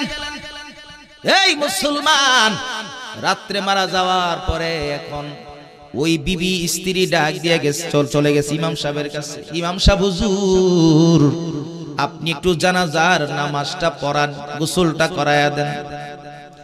ডাক দিয়ে বলে, ও সুলতান ইবনে আদিলের বিবি, রাত্র গভীর হয়ে গেছে, এত রাত্রে আমি যাব না, ফজরের পরে গিয়ে আমি গোসল করায়া তারপরে জানাজার নামাজ পড়াবো। কিন্তু গো, বিবি ডেকে বলি, ও হুজুর আমার স্বামী বলছে ফজরের আগে দাফন করা লাগবে। আল্লাহু আকবার বলেন। কিন্তু হুজুর কয় না, এত রাত্রে যাব না, সকালে যাব। চিন্তা করে দেখলেন কাউকে পাওয়া যাবে না। ওই জঙ্গলার উপরে গিয়া, পাহাড়ের উপরে গিয়া আল্লাহকে ডেকে বলে, মালিক তুমি ছাড়া আর আমাদের কেউ নাই, আবার স্বামীর জানাজার নামাজের ব্যবস্থা তুমি রব্বুল আলামিন কইরো। আল্লাহু আকবার বলেন। আল্লাহ তাআলা এবার কি কারবারটা ঘটাইলেন দেখেন। ওয়া মাওলাকুম ফানিমাল মাওলা ওয়া নিমান নাসির। দুনিয়াতে সারা পৃথিবীর মানুষ যদি আপনার বিরুদ্ধে চলে যায় আর আল্লাহ যদি পক্ষে থাকে, আপনাকে কেউ কিছু করার ক্ষমতা। আমরা আল্লাহর সাহায্য চাই কিনা? আরো জোরে বলেন। এখন যখন বলছে কাদমাত সুলতান ইবনে আদিল, আল্লাহকে একটা ফেরেশতা নিযুক্ত করে দিলাম। আর একসাথে বলেন না সুবহানাল্লাহ। দৌড়ে গেছে জুনাইদ বুগদাদির কাছে, যিনি বাগদাদের বড় আল্লাহর ওলি। সুবহানাল্লাহ পড়েন। ফেরেশতা গিয়া কই, জুনাইদ আপনাকে একজনের জানাজার নামাজ পড়াইতে হবে। কো জানাজার নামাজ যে পড়াবো কোথায়? কই ইয়েমেনে। কও কি আমি হইলাম বাগদাদে, আর ইয়েমেন হইল 2500 মাইল দূরে, আমি জানাজা কেমনে পড়াবো? আমি যেতে রাজি আছি, আমার মুরিদ আছে 12 জন, আমি 12 জন মুরিদ নিয়ে জানাজার ময়দানে যাব, জানাজা পড়াবো, কোনো অসুবিধা নেই, রাজি আছি, কিন্তু কেমনে যাব? ফেরেশতা দৌড়ায় গেছে আবার আল্লাহর কাছে গিয়া কো, মালিক আপনার জুনাইদ যেতে রাজি আছে, কিন্তু কেমনে যাবে?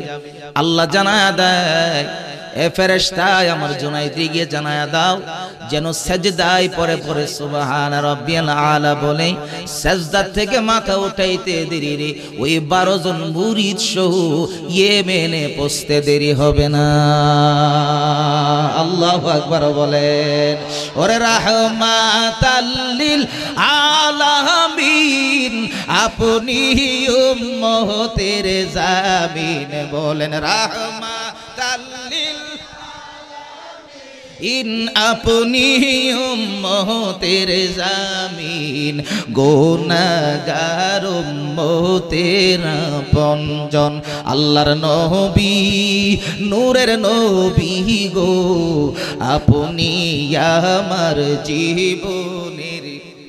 ওরে দেখিয়া আপনার মুজিজা, ওরে ভাগবতী হইল খাদিজা, ওরে জীবন যৌবন সইপা দিল পায়, ওরে দেখিয়া আপনার মুজিজা, ওরে ভাগবতী হইল খাদিজা, ওরে জীবন যৌবন সইপা দিল পায়, ওরে ধন সম্পদ যাহা ছিল ওরে চরণে সব সপিয়া দিল, ওরে করিল আপনায় জীবনের আপন, আল্লাহর নবী নূরের নবী আপনি আমার জীবনের। একটু জোরে কি মারহাবা বলা যাবে? এবার আওয়াজ করে বলেন ইয়া রাসূলুল্লাহ। ওই ফেরেশতা সে কয়, জুনাইদ রে আপনি সেজদায় পড়ে যান, 2500 মাইল যাওয়ার দায়িত্ব নিয়েছেন আমার আল্লাহ। সুবহানাল্লাহ বলেন। এই বহু আল্লাহর ওলিরা আছে বাংলাদেশে থেকে আবার মক্কা মদিনায় গিয়ে নামাজ পড়ার ক্ষমতা রাখে। সুবহানাল্লাহ বলেন। কিন্তু সকলের চোখ সকলের হাত এক নারে আব্বাজিরা, এমন কিছু চোখ আল্লাহ দান করেন যে চোখটা আমার আল্লাহর কুদরতি চোখ হয়ে যায়। সুবহানাল্লাহ।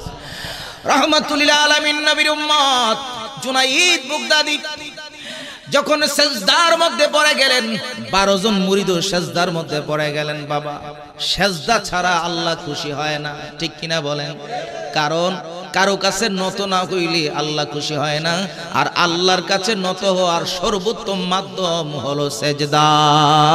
সেজদা মানে হলো নামাজ। 5 ওয়াক্ত নামাজ পড়লে আমার আল্লাহ খুশি হয়ে যায়। সুবহানাল্লাহ পড়েন।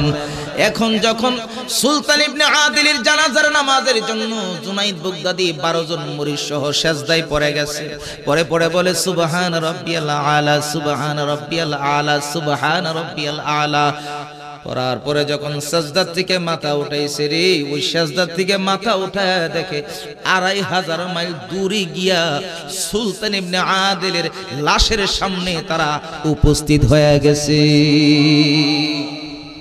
ক্ষমতা কে দিছে?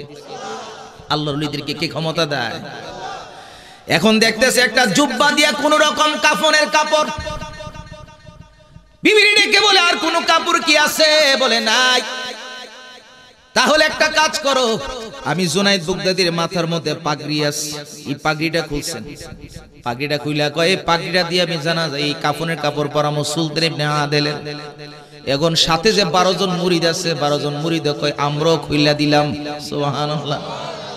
এখন জুনাইদ বাগদাদি কয় রে ও সুলতান ইবনে আদিল, কেমন কারবারটা কইরা গেলা? আগে কাফনের কাপড়ই নাই, আর এখন কোন কাপড়ের অভাব নাই। যতটুকু প্রয়োজন ততটুকু কাপড় দিয়া সুলতান ইবনে আদিলের কাফনের কাপড়টা পরাইলেন। কাফনের কাপড়টা পরাইয়া বাকি কাপড়টা কবরের নিচে দিয়ে দিবেন, যেখানে শায়িত করা হবে। কাফনের কাপড়টা পরাইলেন, গোসল করাইলেন, কাফনের কাপড় পরাইলেন। জানাজার ময়দানে হাজির হইয়া জানাজা পড়াবেন। মানুষ কম। আপনারা বলেন মুসল্লি কতজন? মাশাআল্লাহ, সচেতন শ্রোতা। কতজন মুসল্লি? ইমাম একজন মুসল্লি, বাইরের কোনো মুসল্লি নাই। মুসল্লি হইল জুনাইদ বাগদাদির মুরিদ। কতজন? এখন আল্লাহু আকবার বলে যখন তাকবীর দিবে, প্রথম তাকবীর দিবে, নিয়ত করলেন তাকবীর বাঁধবেন। এমন সময় কে যেন এসে ডান হাতটা ধইরা কয়, আরে জুনাইদ, জানাজার ইমামতি তুমি করবা না, আমার আল্লাহ পাঠাইছে আমাকে জানাজার ইমামতি করার জন্য। জুনাইদ বাগদাদি কয় কারবারটা দেখছেন, 2500 দূর মাইল থেকে আমার আল্লাহ পাঠায়, এখন আবার কারে পাঠাইলো? কিন্তু আল্লাহর ওলিরা কখনো ধৈর্যচ্যুতি ঘটায় না। কথা বলেন ঠিক কি না? কারণ ধৈর্যের মাধ্যমে আল্লাহকে পাওয়া যায়। বলেন ঠিক কি না? ধৈর্য ছাড়া আল্লাহকে পাওয়া যায় না। বাবা রে, ধৈর্য আছে যার, দুনিয়ার সফলতা আছে তার, আখিরাতের সফলতা আছে তার। মুসলমান ধৈর্য নাই, ধৈর্য নাই, ধৈর্য নাই। ইয়া আইয়ুহাল্লাযীনা আমানুস্তাঈনু বিস-সাবরি ওয়াস-সালাহ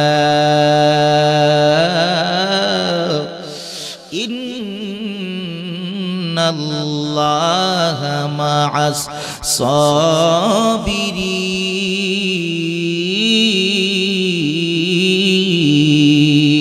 সাবিরিন। আল্লাহকে দুইটা জিনিসের মাধ্যমে আমার কাছে সাহায্য চাও, একটা হলো নামাজ আর একটা হলো ধৈর্য। সুবহানাল্লাহ পড়েন।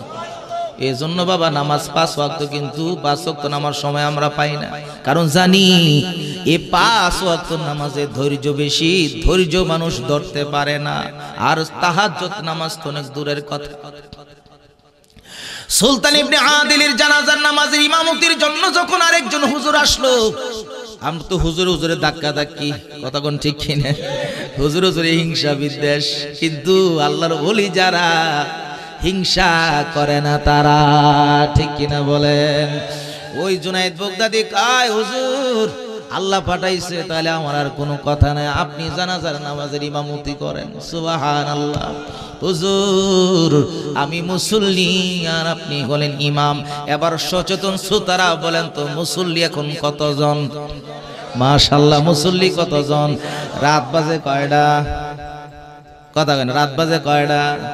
2টা বাজে। ব্রেন আমরা ঠিক আছে, এটাই যে আপনাদেরকে ধন্যবাদ না দিয়ে কোনো উপায় নাই। 2টা বাজে ওরে 12 জন 13 জন মুসল্লি হইছে, এটা একেবারে অনেকেই বলে দিলেন, একটু চিল্লে কি আল্লাহু আকবার বলা যাবে? আরো জোরে বলেন ইয়া রাসূলুল্লাহ, আরো মহব্বতে বলেন আল্লাহু আকবার। মরণে চেহারা মুবারক দেখায়, মরণে চেহারা মুবারক, ও নবী কাছে বসে কালিমাটা পড়ায়া দিও, রাসূল কাছে বসে কালিমাটা পড়ায়। যারা মুখ বন্ধ রাখছে, নবী মরণে কাছে আসতে পারে না, তো মুখটা খুলে যাতে আল্লাহ নবী মরণে আসে, নবী দেখলে মরণের যন্ত্রণা হবে না। সুবহানাল্লাহ পড়েন। মরণে চেহারা মুবারক দেখায়, মরণে চেহারা মুবারক, ও নবী কাছে বসে কালিমাটা পড়ায়া দিও, রাসূল কাছে বসে কালিমাটা। রোজা মুবারকে বারবারে নিও, কদম মুবারকে চুমিতে দিও। আল্লাহু আকবার। রোজা মুবারকে বারবারে নিও, কদম মুবারকে চুমিতে দিও, নবী রুহটা বের হতে হাসিটা দিও, নবী রুহটা বের হতে হাসিটা দিও, তোমার মুবারক হাতে পানি দিও, মরণে চেহারা মুবারক দেখায়, মরণে চেহারা ও নবী কাছে বসে কালিমাটা, ইয়া রাসূল কাছে বসে কালিমাটা। আবু বকর উমর উসমান হতে পারি নাই, ওরে বেলায়েতের সম্রাট যিনি ওই রকম প্রেম নাই। আবু বকর উমর উসমান হতে পারি নাই, ওরে বেলায়েতের সম্রাট যিনি ওই রকম প্রেম নাই। গোলাম যারা তাদের সঙ্গে আমায় রাখিও, আল্লাহর ওলি যারা তাদের সঙ্গে আমায় রাখিও, তোমার মোবারক হাতে পানি দিও, মরণে চেহারা মোবারক দেখায়, মরণে চেহারা মোবারক, ও নবী কাছে বসে কালিমাটা পড়ায়া দিও, নবী কাছে বসে কালিমাটা। আমিন বলা যাবে? আল্লাহ মরণের সকলের মরণে নবীকে দেখার তৌফিক দান করে দিও। আরো উচ্চ স্বরে বলেন আমিন। আল্লাহর ওলি জুনাইদ বুগদাদি রাহমাতুল্লাহি আলাইহি চলে গেলেন পিছনে, ইমাম দাঁড়ালেন। জানাজার ময়দানে তাকবীর কয়টা? আরো জোরে কান। আল্লাহু আকবার বলে তো উচ্চ স্বরে তাকবীর দিলেন হুজুর। আল্লাহু আকবার বলে উচ্চ স্বরে তাকবীর দিলেন, চারটা তাকবীর দিলেন খুব জোরে জোরে। মুসল্লি হইল 13 জন, কিন্তু তাকবীর দিছে অনেক উচ্চ স্বরে। জানাজা শেষ, দোয়া হয়ে গেল। এখন হুজুর ডেকে বলে, জুনাইদ গো, এই একটা ব্যাগ আছে আমার কাছে, ব্যাগের ভিতরে 12,000 স্বর্ণ মুদ্রা আছে, এটা সুলতান ইবনে আদিলের বিবির দিও, আল্লাহ পাঠাইছে। কত হাজার? 12,000 স্বর্ণ মুদ্রা সুলতান ইবনে আদিলের বিবির জন্য দিয়া দিও। হুজুর দিব, তবে একটা প্রশ্নের জবাব দেন। প্রশ্নটা কি? প্রশ্নটা হইল, হুজুর মুসল্লি হইল মাত্র 13 জন, কিন্তু এত জোরে জোরে তাকবীর দিলেন কেন? কারণটা জানতে চাই। হুজুরকে এত কথা জিগান লাগেনি কোনা, হুজুর না কইলে ছাড়বো না। সুবহানাল্লাহ বলেন। ওই হুজুর ডেকে বলে, এ জুনাইদ বুগদাদি, তোমার চোখে যা দেখো নাই আমার চোখে তা দেখেছি।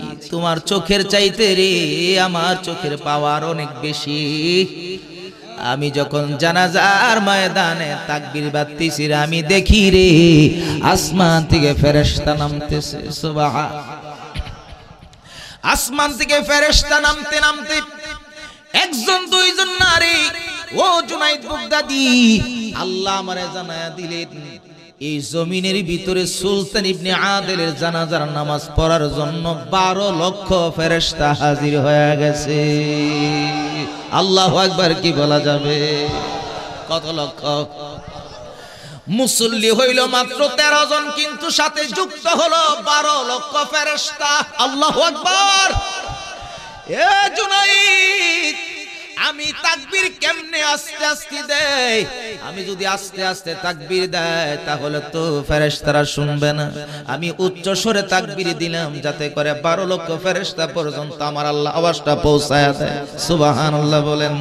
এখন জুনাইদ বাগদাদি সবই বুঝলাম, কিন্তু হুজুর 12 লক্ষ স্বর্ণ মুদ্রা দিল, 12 লক্ষ ফেরেশতা পাঠাইলো যে মালিক, এখন আপনারা যে আল্লাহ পাঠাইলো আপনার পরিচয়টা একটু আমারে দিবেননি? সুবহানাল্লাহ বলেন। এখন হুজুর কই খালি একটার পরে খালি একটা প্রশ্ন করো, তোমারে কত উত্তর দেব? তুমি এই প্রশ্ন আমারে কইরো না, আমার এমনি যাইতে দাও, আমারে চলে যাইতে। হুজুর জুনাইদ বাগদাদি যদিও আপনার থেকে ছোট, কিন্তু আপনারে কখনো ছাড়বো না, জবাব দিয়া আমার থেকে যাইতে হইব। আল্লাহু আকবার। হুজুর কয় জুনাইদ বাগদাদি, আমারে যে আল্লাহ পাঠাইলো আমার পরিচয় তুমি জানতে চাইলা, আমার আইডেন্টি জানতে চাই না। আমার আইডেন্টি জানুনি? আমি হলাম রে হযরতে খিজির আলাইহিস সালাম। আল্লাহু আকবার কি বলা যাবে না? মরণের চিঠি যখন আসবে আমার, কালিমার তালকিন দিও বারে বার। মরণের চিঠি যখন আসবে আমার, কালিমার তালকিন দিও। সুবহানাল্লাহ পড়বেন না?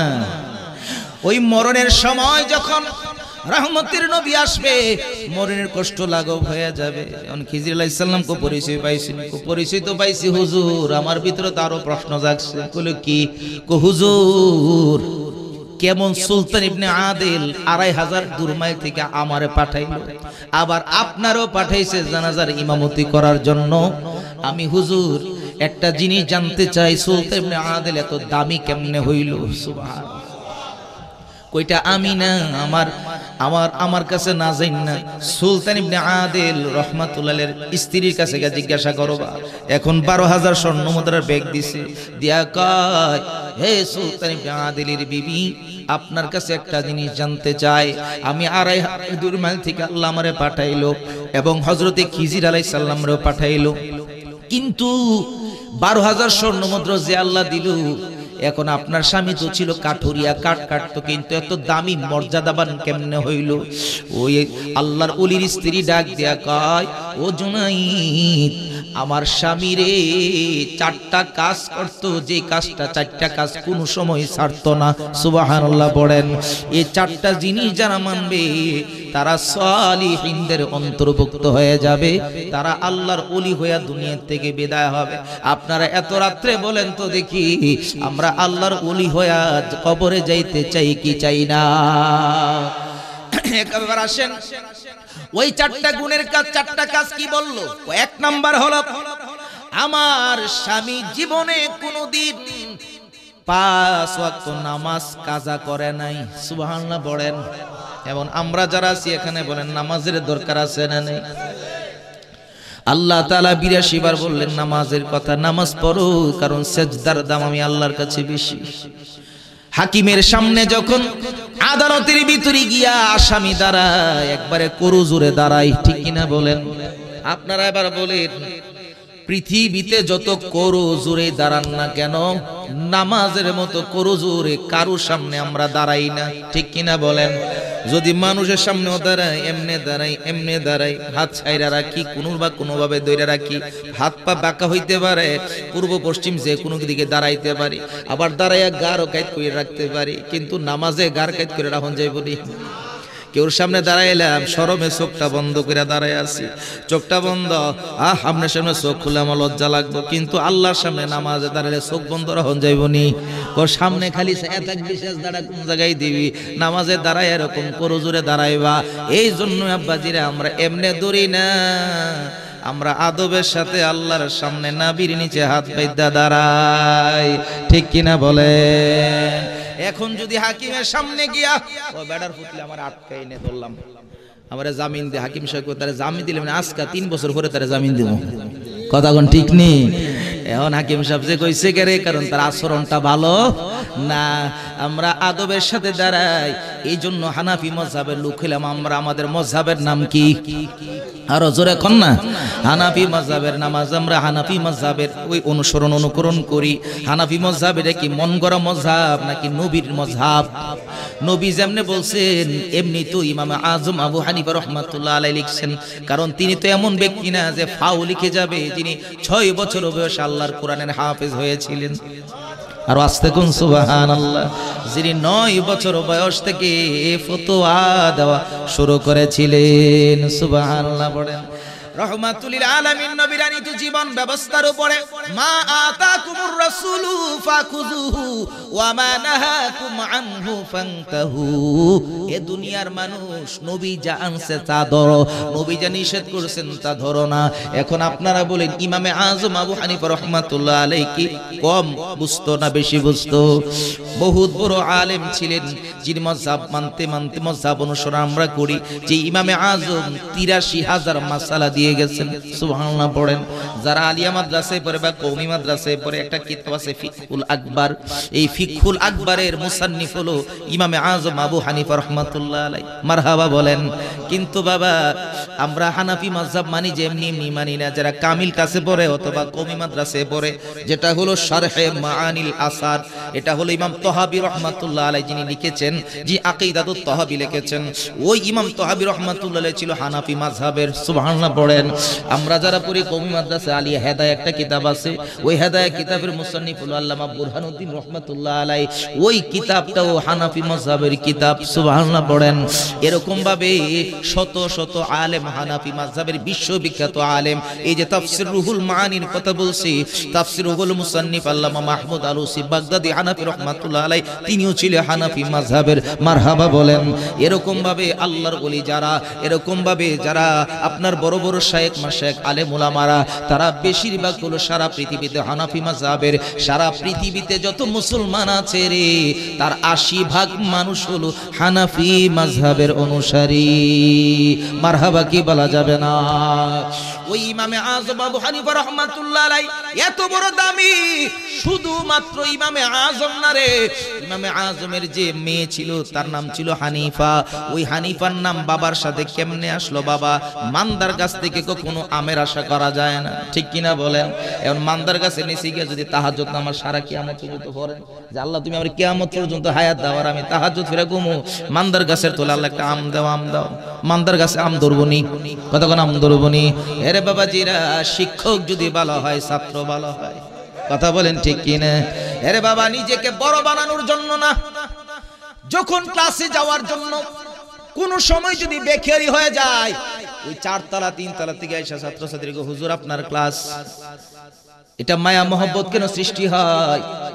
কারণ ক্লাস করতে গিয়ে যদি ছাত্রছাত্রী বুঝে, তাহলে শিক্ষকরে ছাত্রছাত্রী বেশি ভালোবাসে, ঠিক কিনা বলেন? আর কিছু কিছু হুজুর, আমি বিতর্কের জন্য না, কিছু আছে ক্লাসে বইরেই ঘুমায়, আবার পড়াইছে যে কিছুই বুঝি না, এমন আমাদের জীবনও হয়েছে। কিন্তু তাদের জন্য আমরা বদ্ধ করি না, দোয়া করি, কারণ শিক্ষক একটা অক্ষর শিখাইলেও তিনি শিক্ষক, ঠিক কিনা বলেন?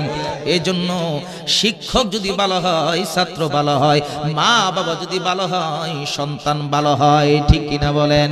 এ বাবা জিরারে, এবার আসেন রহমাতুল লিল আলামিন নবীজির এই আদরের দুলাল ইমামে আজম আবু হানিফা রাহমাতুল্লাহ আলাইহির কাছে গেছে কিছু মহিলারা, গিয়া কয়, আরে ইমামে আজম এত বড় ইমাম আপনি, আপনার নাম হলো নুমান ইবনে সাবিত, যিনি 80 হিজরিতে জন্মগ্রহণ করেছেন, 150 হিজরিতে দুনিয়া থেকে পর্দা করেছেন।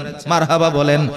এই জিন্দেগির ভিতরে ইমামে আজমের কাছে গেছে, কয়, ও ইমামে আজম আপনার কাছে জানতে চাই, আল্লাহ পাকের এটা আবার কেমন কেমন আইন, যে আইনটার ভিতরে একটা একটা পুরুষ 4টা বিবি রাখতে পারে, 4টা স্ত্রী রাখতে পারে, ঠিক কি না?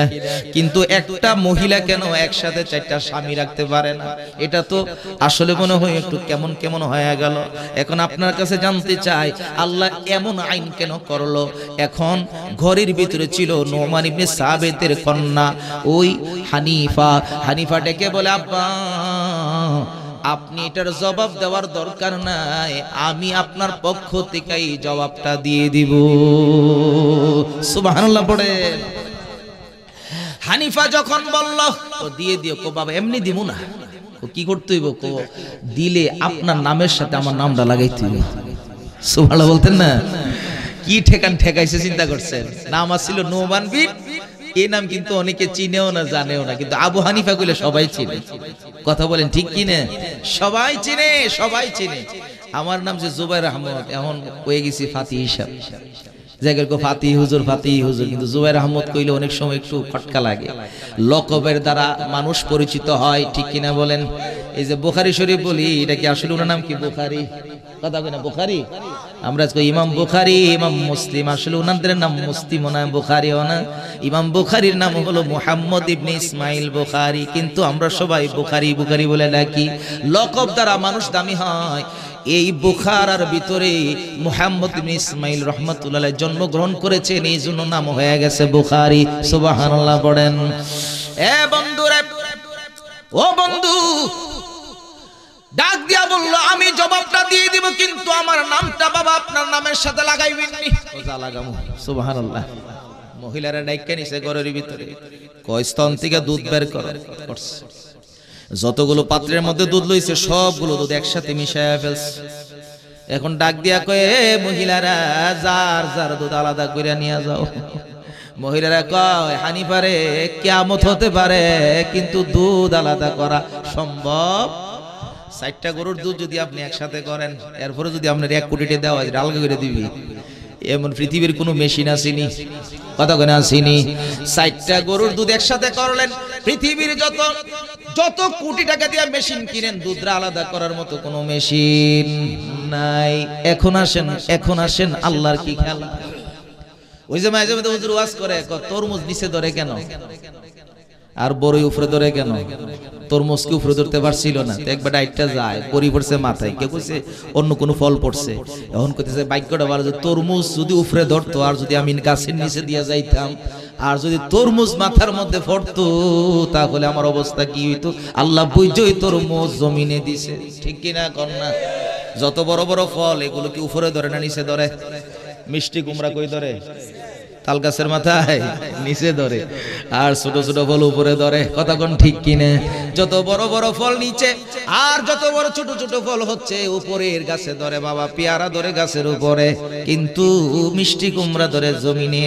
কথা কোন ঠিক কিনে? আপনি কোনো কিছু না দিলেও মিষ্টি কুমড়া মাটির মধ্যে হইলেও ধরে। কথা বলেন ঠিক কিনে? আল্লাহর এই অপার মহিমা। এখন যখন বললো 4 জনের দুধরাকে একসাথে করছি, এখন আলাদা আলাদা করে নিয়ে যাও, কিয়ামত পর্যন্ত চেষ্টা করলো, সম্ভব না। এবার শুনো আমার কথা, কোরআন হাদিস পড়ে, আর রিজালু কাওয়ামুন আলান নিসা, এটা হলো পরের কথা, কিন্তু আগে শোনো। দলিলে আকলি দিয়া তোমাদেরকে বুঝাই, দলিলে আকলি দিয়া বুঝাবো। এখন যে আলাদা আলাদা করতে পারো নাই, একটা পুরুষ মানুষ যদি 4টা স্ত্রী একসাথে রাখে, আর 4টা স্ত্রী যদি গর্ভবতী হয়, আপনারা জ্ঞানী গুণীরা বলেন বাবা হবে কয়জন? আরো জোরে কোন কয়জন? আর যদি একটা মহিলার 4টা স্বামী থাকে একসাথে, এখন যদি স্ত্রী গর্ভবতী হয়, 4 জন পুরুষই দাবি করতে পারবো। কথা কোন ঠিক কি না? কবে যে এটা আমার, এটা আমার, এটা আমার, 4 জনে কিলাকিলি লাগিয়া, কোনি লাগিয়া জীবন যাওয়ার সম্ভাবনা আছে না নাই? আল্লাহ কই, এই জন্যই তো আমি কয়া দিলাম, একজন স্ত্রী মাসনা ওয়া সুলাসা ওয়া রুবা, এই দ্বিতীয় থেকে শুরু করলাম, 4টা স্ত্রী একসাথে রাখতে পারবা, কিন্তু একটা মহিলা 4টা স্বামী রাখতে পারবে না। কিন্তু স্বাধীন সোনার বাংলাদেশে দেখা গেল কি, একটা মেয়ে 1 জন 2 জন না রে, 8টা 9টা স্বামী আছে তার। নাউজুবিল্লাহ, কি আসতে হইব না জোরে হইব? এক সময় এক এক রূপ ধরে এমন মহিলা আছে না নাই? এই এমন মহিলা যদি থাকে, তাদের সন্তান যদি গর্ভে আসে, এটা হইব হারামজাদা। কি তো ঠিক কি না? এই হারামজাদা সন্তান যেগুলা হবে এগুলাই পৃথিবীতে উল্টা পাল্টা কাজ করব, কথা কোন ঠিক কি না? সভ্য মায়ের সভ্য সন্তান যদি হয় তাহলে হবে আব্দুল কাদের জিলানীর মতো সন্তান, কথা বলেন ঠিক না বেঠিক? আব্দুল কাদের জিলানীর মতো সন্তান হবে, নতুবা খাজা গরিবি নওয়াজের মতো সন্তান হবে, শাহজালাল, ঠিক কিনা বলেন? বড় পীর আব্দুল কাদের জিলানীর মা এত বড় পর্দা নিশিন মা, খাজা গরিবে নওয়াজের মা বলে আমার মাইনুদ্দিন রে আমি বিনা উযুতে কোনোদিন বুকের স্তনের দুধ পান করাই নাই। এত বড় দামি দামি পেট আনোয়ার শাহ কাশ্মীর রহমাতুল্লাহ আলাইহি, যিনি ঢাকা আলিয়ার প্রিন্সিপাল ছিলেন এবং আপনার বাইতুল মুকাররমের সাবেক খতিব ছিলেন মুফতি আমিমুল ইহসান মুজাদ্দিদ রহমাতুল্লাহ আলাইহি। যারা মুফতি পড়বে, কামিলে পড়বে, ভবিষ্যতে যদি কেউ পড়ো তাহলে মুফতি আমিমুল ইহসান রহমাতুল্লাহ আলাইহির অনেকগুলো মন্তব্য বিভিন্ন এই মাসালার ভিতরে পাইবা। এত দামি দামি সন্তান, এই দামি দামি সন্তানগুলো শাহ আমানতের মতো, শাহ আলী বাগদাদির মতো, খান জাহান আলী রহমাতুল্লাহ আলাইহির মতো, খরমপুরের কল্লা শহীদ রহমাতুল্লাহ আলাইহির মতো এত দামি দামি আল্লাহর ওলিরা ওই দামি দামি মায়ের পেট থেকে আসছে, ঠিক কিনা বলেন না?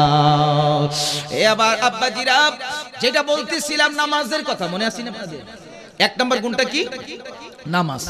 এই 5 ওয়াক্ত নামাজ পড়ার জন্য বলছে, 5 ওয়াক্ত নামাজ পড়তো আমার স্বামী। 2 নাম্বার গুণটা কি ছিল বলেন? 2 নাম্বার গুণটা হলো আমার স্বামী কোনদিন তাহাজ্জুদের নামাজও ছাড়ে নাই। সুবহানাল্লাহ পড়েন। ফাতাহাজ্জাত বিহি নাফিলাতান লাকা আসা আইয়াবআসাকা রাব্বুকা মাকামান মাহমুদা। চিল্লে কি আল্লাহু আকবার বলা যাবে? এবার আমার দিকে তাকান, একটু মনোযোগে তাকান। এই যে আমার চেহারা, আমি কিন্তু সোনু দেই না যে এমন না, কারণ শীতের দিন না দিলে মুখ টানে, কথা কোন ঠিক কি না? কিন্তু গরমের দিন আমার কোনো খবর থাকে না, হ্যাঁ দিলে দিলাম, না দিলে নাই। এক সপ্তাহের ভিতরে না দিলে কোনো অসুবিধা নাই। আমার ভাইজান আসতেছে, নারে তাকবীর, হ্যাঁ জোরে দিতে হবে, এত আস্তে কা, নারে তাকবীর, নারে রিসালাত, নারে গাউসিয়া। প্রধান বক্তার আগমন, সুন্নি নেতার আগমন, সুন্নি খুবই কাছের এবং প্রিয়, যিনি এবছর আমাদের দরবার শরীফে গিয়েছিলেন। খুব ভালোবাসেন, আন্তরিকতার সাথে ভালোবাসেন। সেদিন খাওয়া দাওয়া হয়েছে, খাইছেন? এই ফাগলারি খাওয়াইলেন নাকি রে? 2 টিপ দিয়েছে তো না খাইয়া খাইয়া। মাশাআল্লাহ বলেন, মারহাবা বলেন।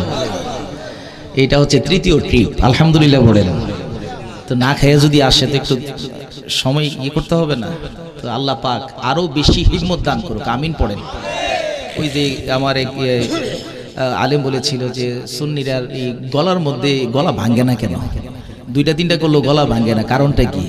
তো আমার এটার মধ্যে একটা থিওরি আমি যতটুকু পেয়েছি যে সুন্নিদের এই গলার পাওয়ারটা মদিনার দরবার, মদিনার খাজিনার থেকে বিতরণ হয়, কথা কোন ঠিক কি না?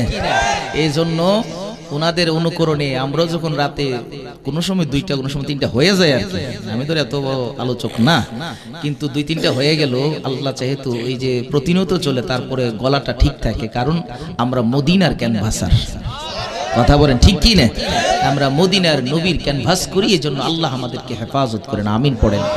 এখন শেষ কথা বলে দিয়ে যায়, 3য় নাম তাহাজ্জুদের কথা বলছিলাম। আচ্ছা যাক, স্নো পাউডার যাই বলি, যত কিছুই করেন না কেন সৌন্দর্য আসবে তাহাজ্জুদের নামাজের উজুর পানি। সুবহানাল্লাহ বলা যাবে? তাহাজ্জুদের উজুর পানি যদি আপনার মুখে লাগে, চেহারায় লাগে, ওই চেহারা সৌন্দর্য হবে বেশি। 3 নাম্বার বলেছেন আপনার স্বামীর গুণ কি? 3 নাম্বারটা হলো আমার স্বামী কখনো হারাম খাবার খায় নাই।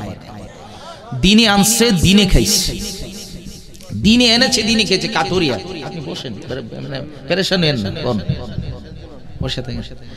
স্যারে মনে করছে যে কত তাড়াতাড়ি, এত তাড়াতাড়ি আইসে, দেরি করে আমদ দেমু, দেরি করে, কথা কোন ঠিক কি না? জিরাক না, একটু আইসে জিরাক, একটু বিশ্রাম নেই। এটা ভাইজানকে আমি বিশ্রাম দিচ্ছি আর কি, আলহামদুলিল্লাহ পড়েন। যেহেতু আয়েশা পড়ছে এখন তো আর ছাড়বো না, কথা বলেন ঠিক কি না? আমাদের হৃদয়ের মানুষকে আমরা আলিঙ্গন করে নিব, ঠিক কি না বলেন? সুন্নিয়তের ভিতরে আমরা সবাইকে আলিঙ্গন করে নিতে চাই, আমাদের মধ্যে কোনো হিংসা নাই, আমরা সকলের জন্য উন্মুক্ত রেখেছি, ঠিক কি না বলেন? আমাদের সারা পৃথিবীর মুসলমান যদি আমাদের আহলে সুন্নাত ওয়াল জামাতের পতাকা তোলে আসে, তাদেরকে আমরা স্বাগতম জানাই, কথা বলেন ঠিক কি না? এখন তৃতীয়বার বলছেন যে আমার স্বামী কখনো হারাম খাবার খায় নাই, সবসময় হালাল খাবার খেয়েছেন, আলহামদুলিল্লাহ পড়েন। আল্লাহর ওলি হওয়ার জন্য 3 নাম্বার যেটা হালাল খাবার, এটা বাধ্যতামূলক। কারণ কখনো সুদ ঘুষ খেয়ে হারাম খাবার খেয়ে আল্লাহর ওলি হওয়া সম্ভব না।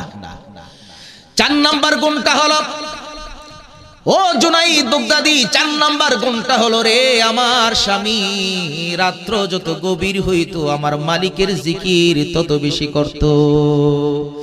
রাত্র যখন গভীর হয়ে যাইতো মনে হইতো আমার স্বামী কার সাথে যেন কথা বলতেছে। আমি গিয়ে দেখলাম আমার স্বামীর অন্য কোনো একটা আওয়াজ আসতেছে, সেকেন্ড পারসনের একটা আওয়াজ। আমি বললাম, স্বামী এত রাত্রে আপনি কার সাথে কথা বলেন? ওই সুলতান ইবনে আদিল বিবিরে ডাক দেখো, বিবিরে আমি অন্য কারো সাথে না, আমি যেই মালিকের জিকির করি ওই মালিকের সাথে আমি কথা বলি। জনম গেল দুঃখে দুঃখে খোদা, জনম গেল দুঃখে দুঃখে চাইলা না ফিরিয়া, আর কত কাল থাকবো খোদা তোমার দিদার পানে চাইয়া। মুসা নবীর শোনে কইসো কোথায় আল্লাহ, মুসা নবীর শোনে কইসো কথা, তুর পাহাড়ে নিয়া আর কত কাল থাকবো খোদা তোমার দিদার পানে চাইয়া। জনম গেল দুঃখে দুঃখে খোদা, জনম গেল দুঃখে চাইলা না ফিরিয়া,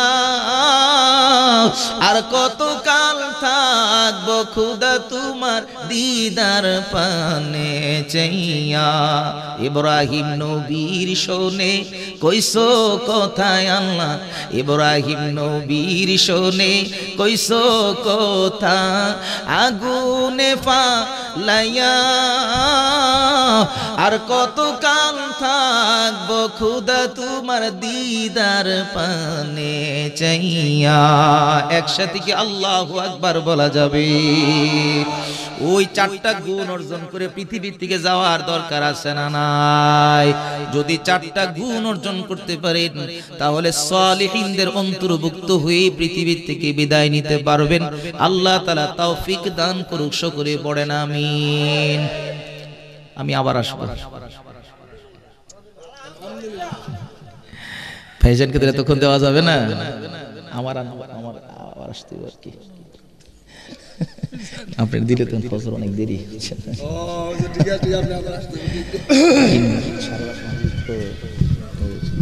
অনেক সময় আর বাকি আছে ফজরে। মোবাইল ছিল না, বন্ধ গেছে নাকি? কয়টা বাজে?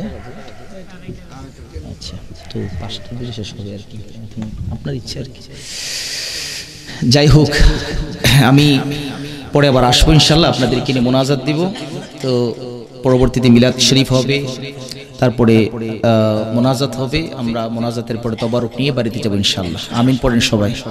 আমি আমার ভাইজানের কাছে দিয়ে গেলাম, আমি একটু বিশ্রামে যাচ্ছি, আসবো আবার। মনোমুগ্ধকর এবং যতটুকু মনে চায়, মনের দ্বিধা দ্বন্দ্ব নিয়ে সবকিছু ঝেড়ে ফেলে দিয়ে মনানন্দে উনি আলোচনা করবেন, নবীর সম্মান শোনাবেন। আল্লাহ পাক ভাইজানকে সে হিম্মত এবং সে ইখতিয়ার দান করুক, আমিন পড়েন।